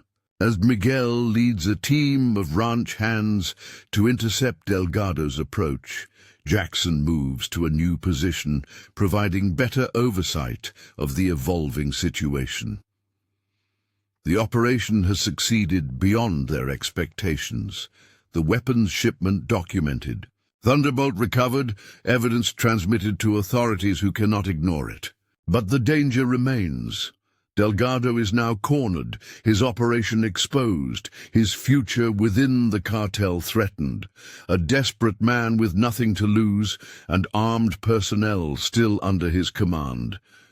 The sun breaks over the eastern horizon, bathing the chaotic scene in golden light. Cattle move across the landscape, some still disrupting cartel positions. The transport vehicles remain immobilized in the saturated ground. Thunderbolt and Maria are moving rapidly toward the extraction point, where Reyes has arranged secure transport. "We've got incoming," Elena suddenly reports. "Multiple Border Patrol helicopters approaching from the south. Response time suggests they were already mobilized before we transmitted the evidence. Someone in the chain of command made the right decision," Reynolds confirms from the Tactical Operations Center as he and Reyes prepare to evacuate. Official response is underway. This development changes the tactical landscape dramatically. With federal forces approaching, the cartel personnel begin rapid disengagement, abandoning vehicles, destroying identifiable equipment, withdrawing toward predetermined escape routes. All except Delgado.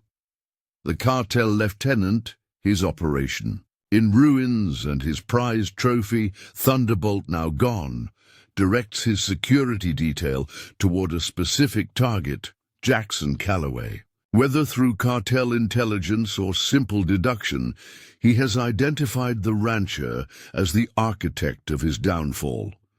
"Jackson, you've got incoming," Miguel warns. Delgado and 4 operators, heavily armed, moving directly toward your position. "Understood," Jackson responds calmly. "Maintain focus on the primary objectives. I'll handle this." In the growing daylight, Jackson moves with the confident purpose of a man on his own land. Decades of working this terrain have given him an intimacy with every rise and depression, every potential approach and vantage point. He positions himself at a specific location, one that appears vulnerable but actually provides crucial tactical advantages. Delgado and his security detail approach with professional caution despite their commander's evident rage. These are experienced operators who understand the dangers of pursuit even when the target appears to be just an aging rancher. "I know you can hear me, Calloway," Delgado calls out, his cultured voice carrying across the distance. "You have no idea what you've done today, the forces you've challenged." Jackson remains silent, watching the cartel lieutenant and his men advance toward the position he has chosen. Their movements betray their training. Tactical spacing, coordinated coverage, professional threat assessment. These aren't ordinary criminals, but specialists in violence. "Your little victory today means nothing," Delgado continues, his composure cracking as his operation collapses around him. "The cartel is not just men and shipments. It is a force beyond your comprehension." As they draw closer, moving into the exact area Jackson has selected, he finally responds. "You made a mistake, Delgado," he calls back, his voice steady. "Not just taking my horse or threatening my ranch. You made the same mistake men like you always make." The cartel lieutenant pauses, genuine curiosity momentarily overriding his anger. "And what mistake is that, old man? You believe that?" "Ordinary people would always back down when faced with enough threats and intimidation," Jackson replies. "You forgot that some things are worth fighting for, no matter the odds." As the words leave his mouth, Jackson activates the final element of their defense, a ranching mechanism modified for security purposes. The ground beneath Delgado and his security detail, already saturated by the hidden irrigation system, suddenly becomes unstable as specialized equipment buried days earlier begins vibrating at a specific frequency. The effect is immediate and dramatic. What appears to be solid ground transforms into a quicksand-like consistency, immobilizing the cartel operators where they stand, not deep enough to threaten their lives, but sufficient to render them unable to advance or effectively use their weapons. "Another mistake," Jackson adds, stepping into view now that the threat is neutralized, "underestimating how well I know this land." Delgado struggles futilely against the engulfing mud, his earlier arrogance replaced by disbelief. The professional operators around him attempt various extraction techniques, but each movement only worsens their situation. The approaching sound of helicopter rotors signals the arrival of Border Patrol units. In the distance, additional federal vehicles can be seen racing toward the ranch, drawn by the irrefutable evidence transmitted from their surveillance operation. "It's over, Delgado," Jackson states simply. "The shipment, the smuggling route, your second chance with the cartel, all of it ends here." As federal agents begin securing the scene, document IMG, the weapons shipment, and apprehending cartel personnel, Jackson turns away from the immobilized Delgado. His focus returns to the primary objectives: ensuring Thunderbolt's safe extraction, confirming the evidence transmission, accounting for his team members. Elena joins him as he walks back toward the ranch house, her expression showing both professional satisfaction at the operation's success and personal pride in her father's leadership. "The transporters are in custody," she reports. "Border Patrol has secured the weapons shipment. Thomas is already back at the extraction point with Maria and Thunderbolt."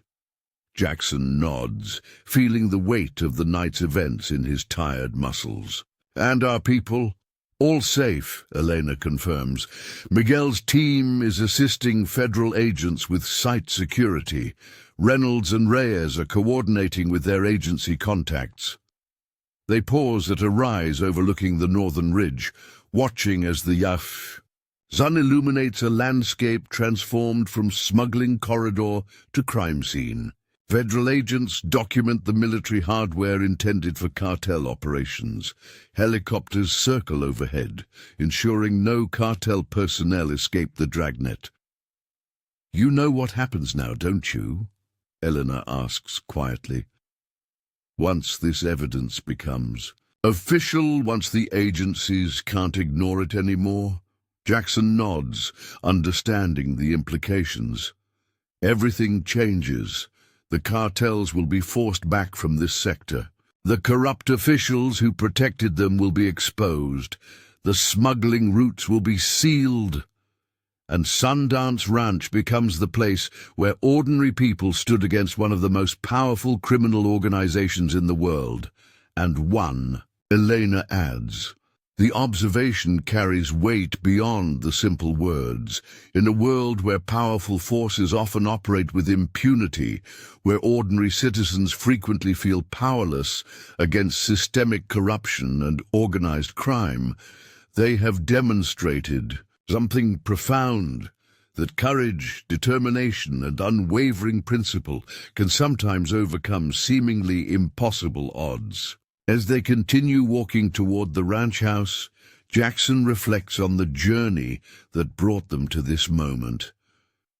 Not just the days since Thunderbolt's theft, but the generations of Callaways who maintained this land against various threats, who passed down the core belief that some things are worth fighting for, regardless of the cost.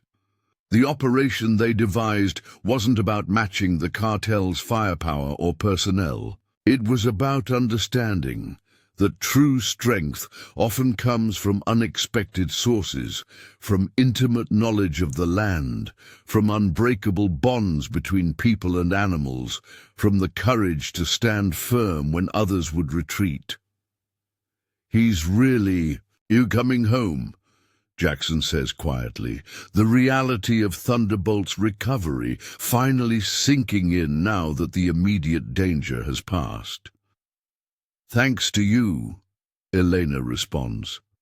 Most people would have written him off as lost, would have given up against these kinds of odds.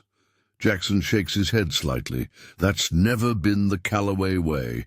When something matters, really matters, you stand your ground, no matter how impossible it seems.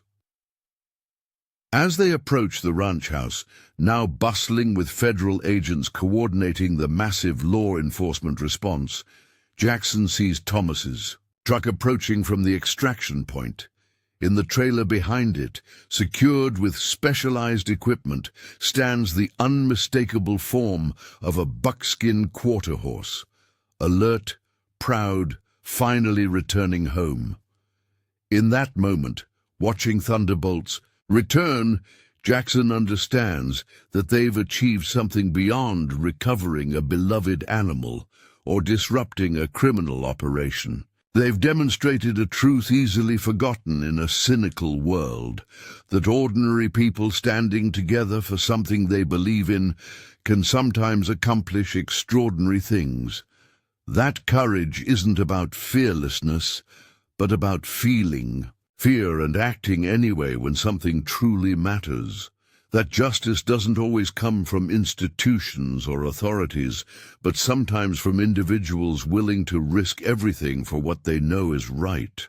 And most importantly, that some bonds cannot be broken by force or intimidation.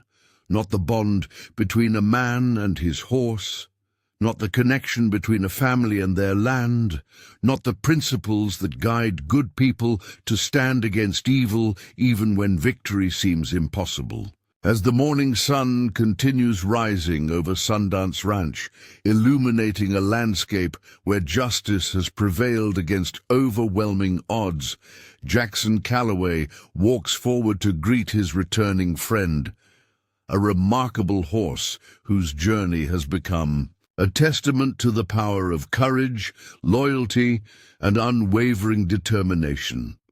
1 month after the operation that transformed Sundance Ranch from an ordinary border property into the focal point of the largest anti-cartel operation in Arizona's recent history, Jackson Callaway sits on his porch watching the sunrise. The morning ritual that has defined his days for decades now carries new dimensions of awareness.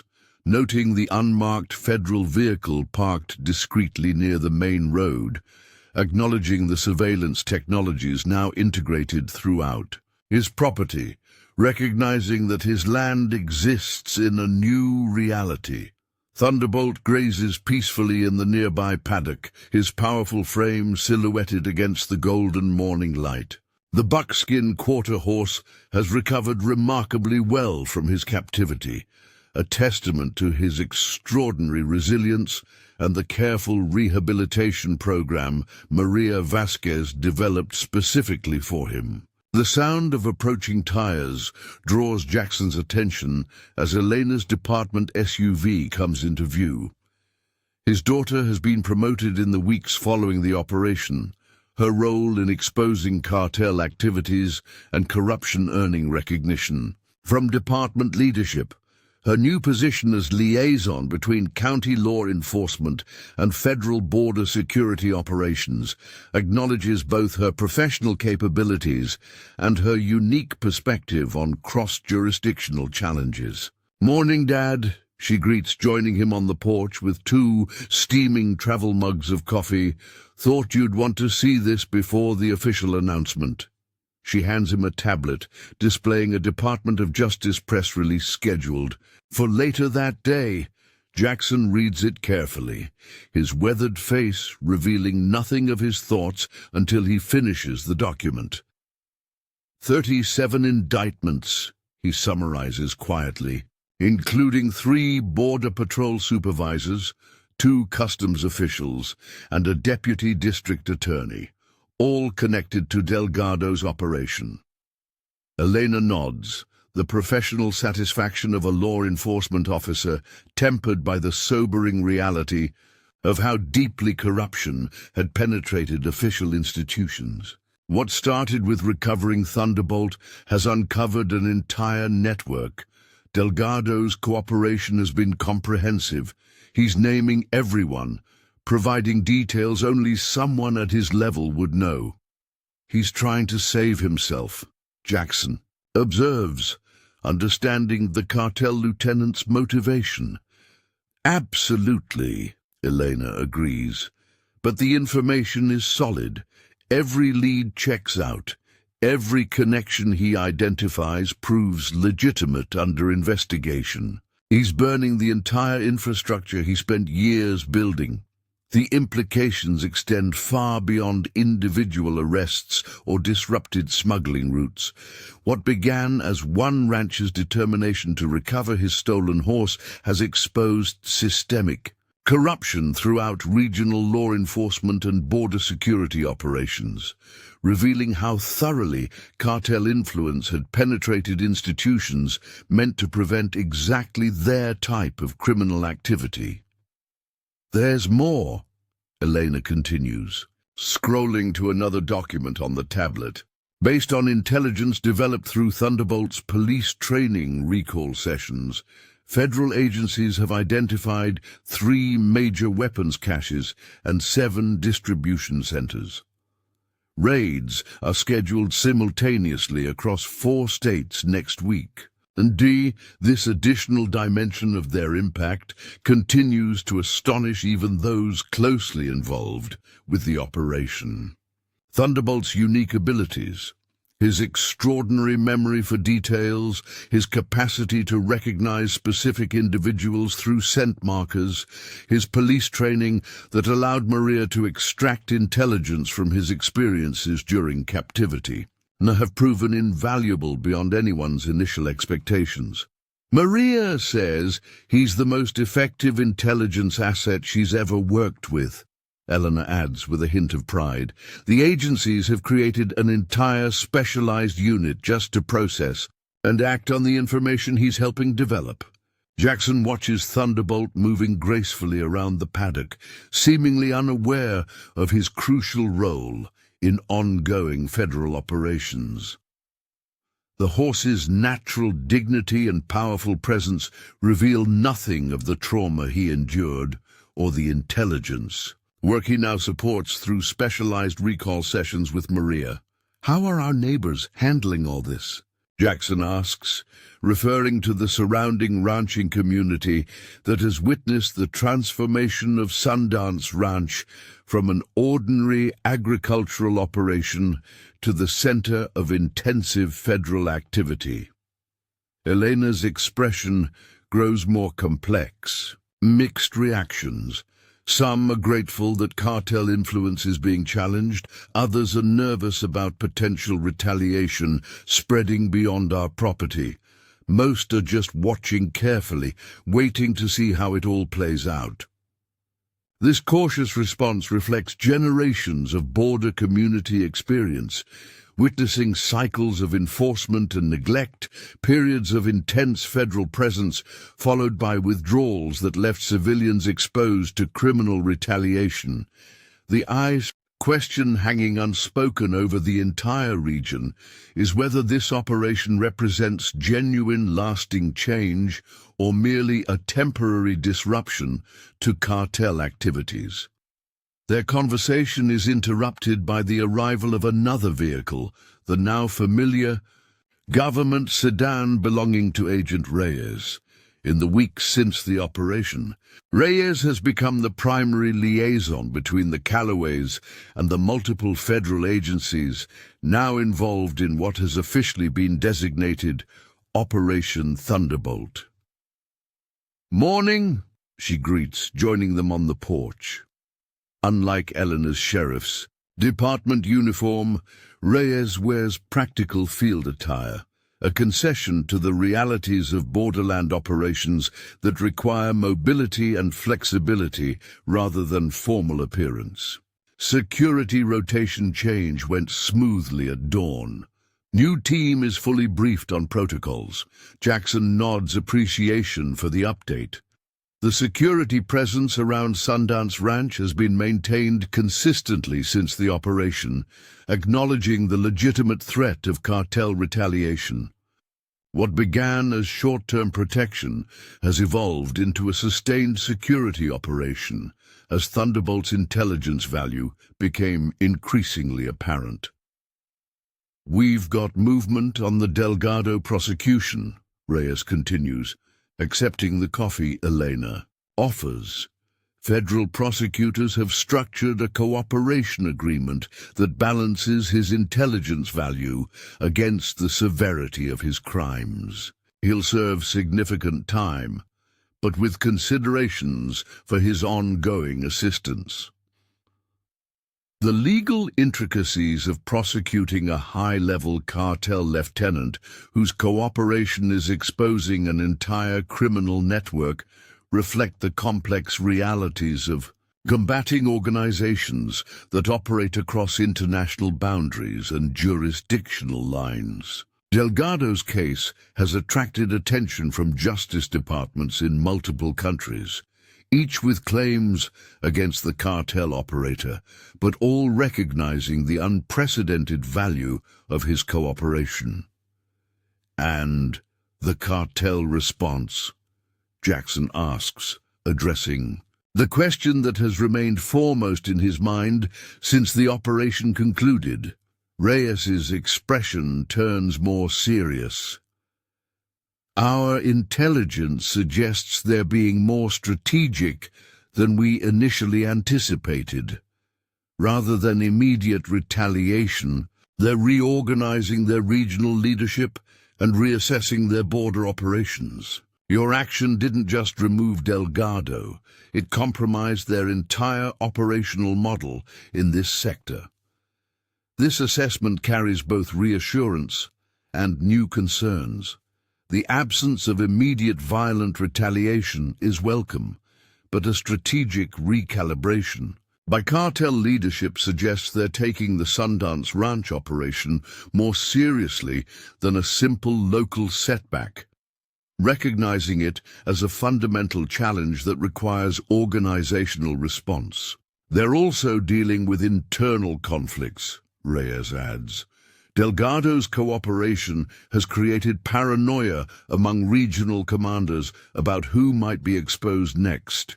Several mid-level operators have gone missing, likely eliminated by their own organization out of fear they might follow Delgado's example."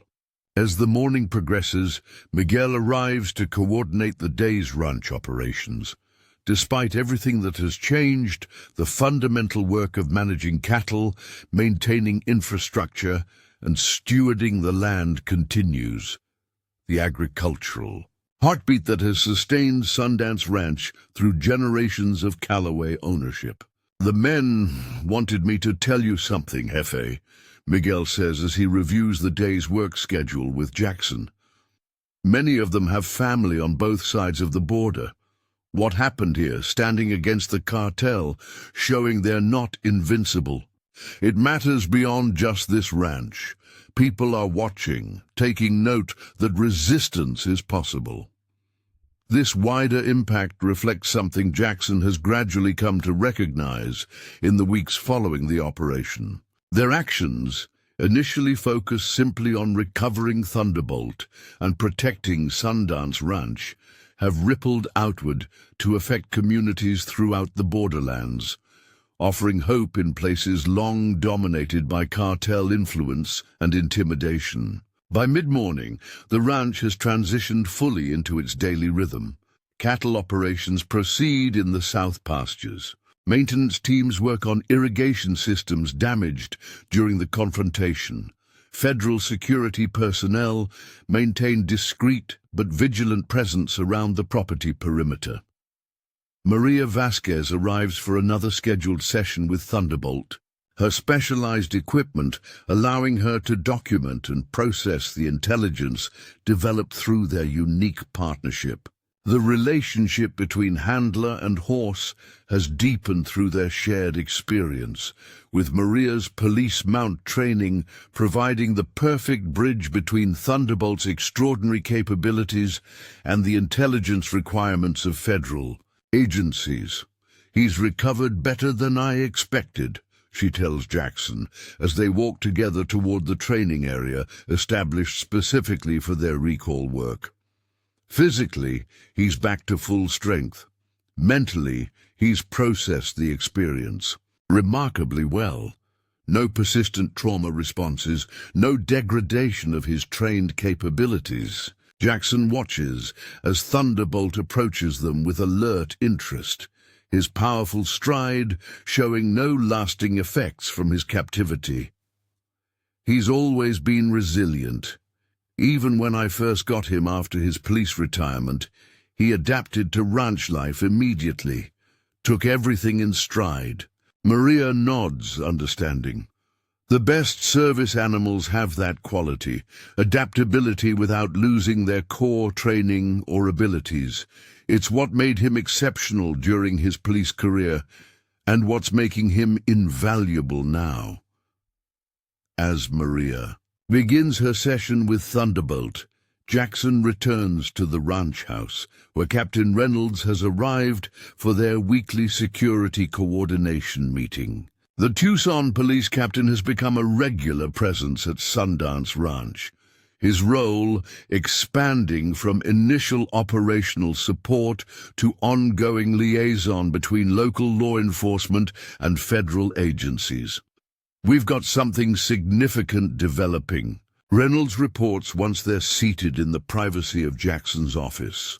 Based on intelligence developed through Operation Thunderbolt, federal prosecutors are preparing indictments against 3 state-level political figures with connections to cartel financial operations. This new dimension of impact reaches beyond regional law enforcement into political structures, revealing how thoroughly cartel influence had penetrated legitimate institutions at multiple levels. What began as an operation to recover a stolen horse continues expanding into a comprehensive exposure of corruption networks that have facilitated criminal activities for years. "The implications are spreading beyond Arizona," Reynolds continues. "Similar patterns of corruption are being investigated in New Mexico, Texas, even reaching into federal agencies operating along the entire border region. It's becoming one of the most significant anti-corruption operations in decades." Jackson absorbs this information with the quiet thoughtfulness that characterizes his approach to everything. His focus has remained consistently local, protecting his land, recovering Thunderbolt, ensuring his people's safety. The expanding national and international implications were never his objective, yet they flow naturally from the stand he chose to take against forces that many considered too powerful to challenge. By afternoon, Thomas Running Bear arrives with news from his extensive network of contacts throughout the border communities. As tribal liaison for border security issues, Thomas occupies a unique position, connected to both official channels and the informal information networks that often provide more accurate assessments of regional conditions than formal intelligence gathering. "Something's happening on the other side," he reports, joining Jackson on his inspection of the repaired northern fence line. Communities that have been under cartel control for years are showing signs of resistance. Small things at first: refusing to pay protection money, reporting suspicious activities to authorities, cooperating with Mexican federal police operations. This development represents perhaps the most significant long-term impact of their stand at Sundance Ranch, inspiring courage in communities long dominated by fear and intimidation. The symbolic power of their success against seemingly overwhelming odds has resonated in places where hope had been systematically extinguished by cartel violence. They're not just doing it spontaneously, Thomas clarifies. They're organizing, creating community defense committees, establishing communication networks to coordinate their efforts, using your stand here as a model for collective resistance, rather than individual heroics. This evolution from inspiration to systematic resistance represents a profound threat to cartel operations that rely fundamentally on civilian compliance maintained through fear. Criminal organizations with thousands of members cannot control territories containing millions of civilians without the passive cooperation of the population. A balance that begins to shift when communities believe resistance is possible. As evening approaches, Sundance Ranch welcomes additional visitors, representatives from neighboring properties coming to discuss the formation of a regional security cooperative. Initially hesitant to associate too closely with the focal, a point of anti-cartel operations, the surrounding ranching community has gradually recognized the necessity of collective response to shared threats. We've all faced cartel pressure over the years, explains Frank Morrison, owner of the adjacent Crosswind Ranch and spokesman for the group. Mostly, we've dealt with it individually, making accommodations when necessary, looking the other way sometimes, focusing on protecting our own operations. The assembled ranchers, weather-beaten, practical men and women who have survived decades in the challenging borderland environment, nod agreement with this assessment. Their historical approach reflected realistic understanding of the power imbalance between individual agricultural operations and international criminal organizations. But what happened here changed the equation, Morrison continues, showed that effective resistance is possible with proper planning and coordination. We're not looking to become vigilantes or replacement law enforcement, just organized enough that the cartels have to recalculate the costs of operating in our area. Jackson listens more than he speaks as the discussion develops, recognizing that this community initiative represents something potentially more sustainable than federal operations that will eventually redeploy to other priorities. Government agencies respond to political pressures and resource limitations, but people protecting their homes and livelihoods maintain consistent motivation that transcends changing policies or priorities.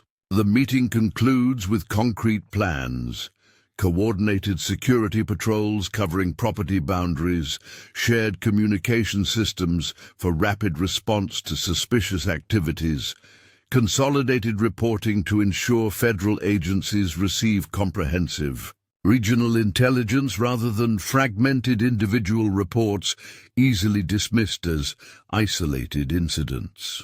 As night falls across Sundance Ranch, Jackson completes his evening inspection, accompanied by Eleanor, who has remained after the neighboring ranchers departed. Their path takes them to the stable where Thunderbolt has finished his day of intelligence, work with Maria, and return to the comfortable routine of ranch life. It's remarkable how normal he seems, Elena observes, as they watch the buckskin quarter horse methodically consuming his evening feed. After everything he's experienced, all the intelligence he's helped develop, He just goes back to being a ranch horse at the end of the day. Jackson nods, understanding the deeper truth in her observation. That's his strength, being fully present in whatever role he's called to fill. Police mount, ranch horse, intelligence asset, he brings the same focus and capability to each without being disrupted by the transitions. The quality Elena identifies in Thunderbolt reflects something fundamental about effective response to extraordinary challenges. The capacity to fully engage with necessary actions without being destabilized by their unusualness or difficulty. To meet unprecedented situations with the best of one's developed capabilities, while maintaining core identity and purpose. As they continue their evening rounds, Elena shares news she's been holding until they could speak privately.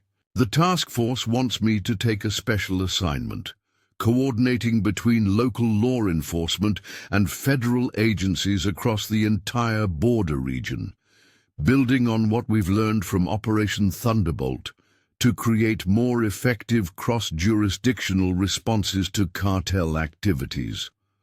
The opportunity represents significant professional advancement, recognition of Elena's unique qualifications and perspective developed through her role in the Sundance Ranch operation.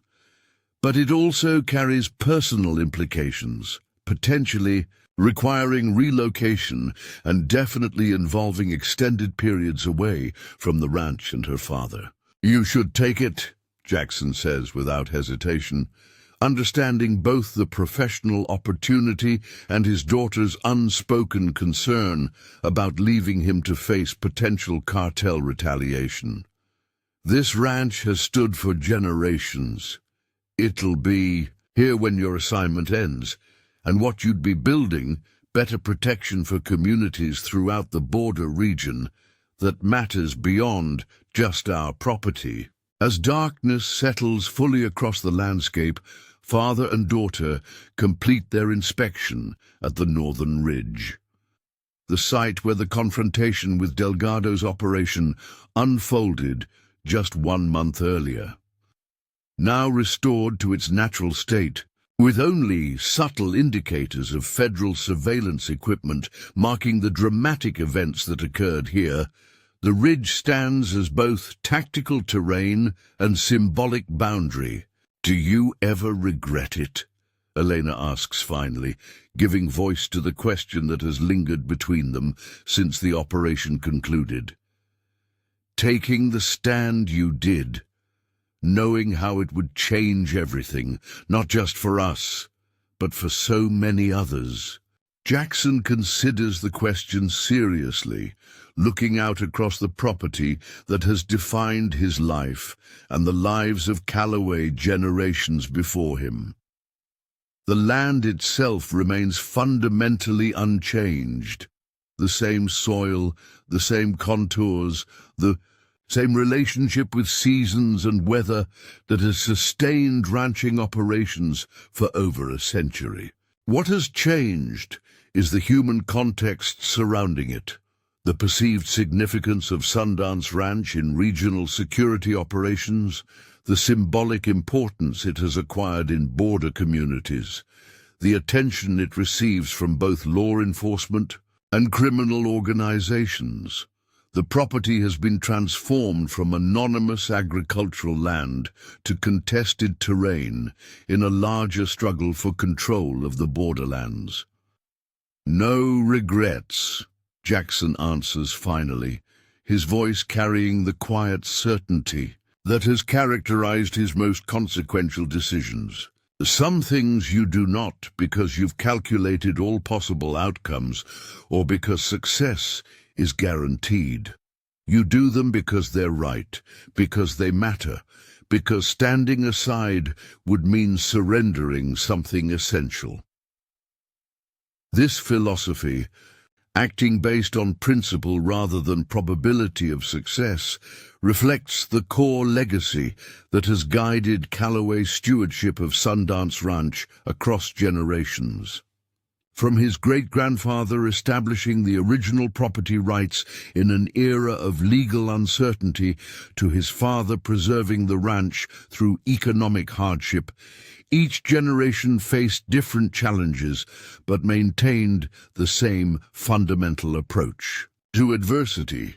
Besides, Jackson adds with the ghost of a smile, we got Thunderbolt back. Everything else, the cartel operation exposed, the corruption networks identified, the community coming together, that's all secondary to what we set out to do. This perspective captures something essential about effective response to seemingly overwhelming challenges, focusing on achievable objectives while remaining open to wider impact beyond initial goals. Jackson never set out to transform border security operations or inspire regional resistance to cartel influence. He simply determined to recover his horse and protect his land, pursuing those concrete objectives with unwavering determination. Yet the ripples from that focused action continue expanding outward, affecting institutions and communities far beyond Sundance Ranch itself. The federal operation named for Thunderbolt has grown into one of the most significant anti-cartel initiatives in recent history. Border communities long dominated by fear have found new courage to resist criminal influence. Neighboring ranches have organized cooperative security measures rather than facing threats in isolation, all from one rancher's refusal to accept the theft of his extraordinary horse.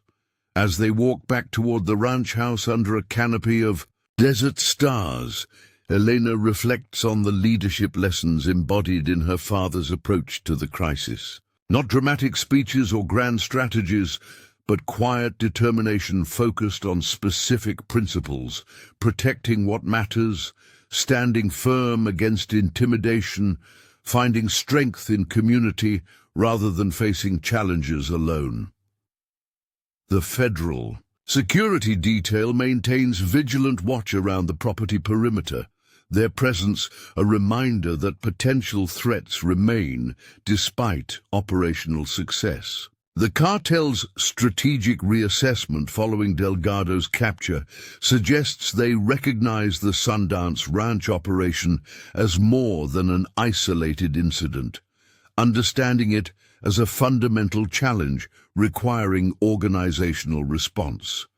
Yet within this complex security environment, the essential rhythms of ranch life continue uninterrupted. Cattle require tending regardless of federal operations or cartel activities. Fences need maintenance irrespective of intelligence developments. Water systems demand attention despite changing regional security dynamics. This persistence of fundamental agricultural realities grounds the extraordinary developments in tangible daily requirements, preventing abstract concerns from overwhelming practical necessities. The land itself demands continuing stewardship, regardless of its new significance in larger regional conflicts. Inside the ranch house, Jackson reviews security reports, while Elena updates case documentation for the task force. Their evening routine has evolved to incorporate these new dimensions, while maintaining the core relationship between father and daughter, rancher and law enforcement officer, that provided foundation for their stand against cartel intimidation. Whatever comes next, Elena says as they finish their work for the evening, we face it the same way we faced Delgado, not alone, not unprepared, and not backing down from what matters. This approach, principled, pragmatic, community-oriented, represents the enduring legacy of their experience, not just in the specific outcomes achieved, but in the methodology developed to face seemingly overwhelming adversaries, finding strength in unlikely alliances, using intimate knowledge, of local conditions to counter superior resources. Maintaining focus on concrete objectives rather than becoming overwhelmed by abstract threats. As midnight approaches, Jackson makes one final check on Thunderbolt before retiring. The buckskin quarter horse acknowledges his presence with quiet recognition, their bond strengthened rather than diminished by the challenges they've overcome together. In the peaceful connection between man and horse, there exists a reminder of what ultimately matters beyond operational success or strategic impact. The relationships that give meaning to the stands we choose to take, the principles worth defending regardless of the odds, the quiet dignity that comes from refusing to surrender what truly matters to intimidation or threat. Because in the end, the measure of our response to adversity isn't found just in operational outcomes or strategic victories. It's found in whether we maintain our essential character while facing challenges, whether we emerge not just successful, but strengthened in the qualities that define us. For Jackson Calloway, the past month has reaffirmed the principles that have guided his life. The determination to protect what matters, the courage to stand firm when others would retreat, the wisdom to find strength in community rather than facing threats alone. The specific challenges have been unprecedented, but his response has remained consistent with the values that define generations of Calloway stewardship at Sundance Ranch. And for Thunderbolt, the extraordinary horse whose abilities transcend ordinary categories, the experience has demonstrated once again the remarkable adaptability and resilience that characterized his police service. From captivity to freedom, from tactical asset to intelligence resource, he has maintained the exceptional qualities that made him valuable in each role he's been called to fill. Together, they represent something powerful in a world often dominated by cynicism and compromise, the enduring potential of courage, loyalty, and unwavering principle to overcome seemingly impossible odds. Not through dramatic heroics or exceptional resources, but through the quiet determination to stand firm when it truly matters. As the Arizona night deepens toward dawn, carrying the promise of another day at Sundance Ranch, that legacy continues strengthening and spreading, inspiring others to find their own courage, to build their own alliances, to take their own stands against forces that can be defeated only when ordinary individuals refuse to surrender to intimidation or threat. Because sometimes the most effective response to overwhelming adversity isn't found in matching force with force or power with power. It's found in the unshakable determination to protect what matters, the courage to stand firm when others retreat, and the wisdom to recognize that true strength often comes from unexpected sources, like the extraordinary partnership between a weathered rancher and his remarkable horse. Up next, you've got two more standout stories right on your screen. If this one hit the mark, you won't want to pass these up. Just click and check them out. And don't forget to subscribe and turn on the notification bell so you don't miss any upload from us.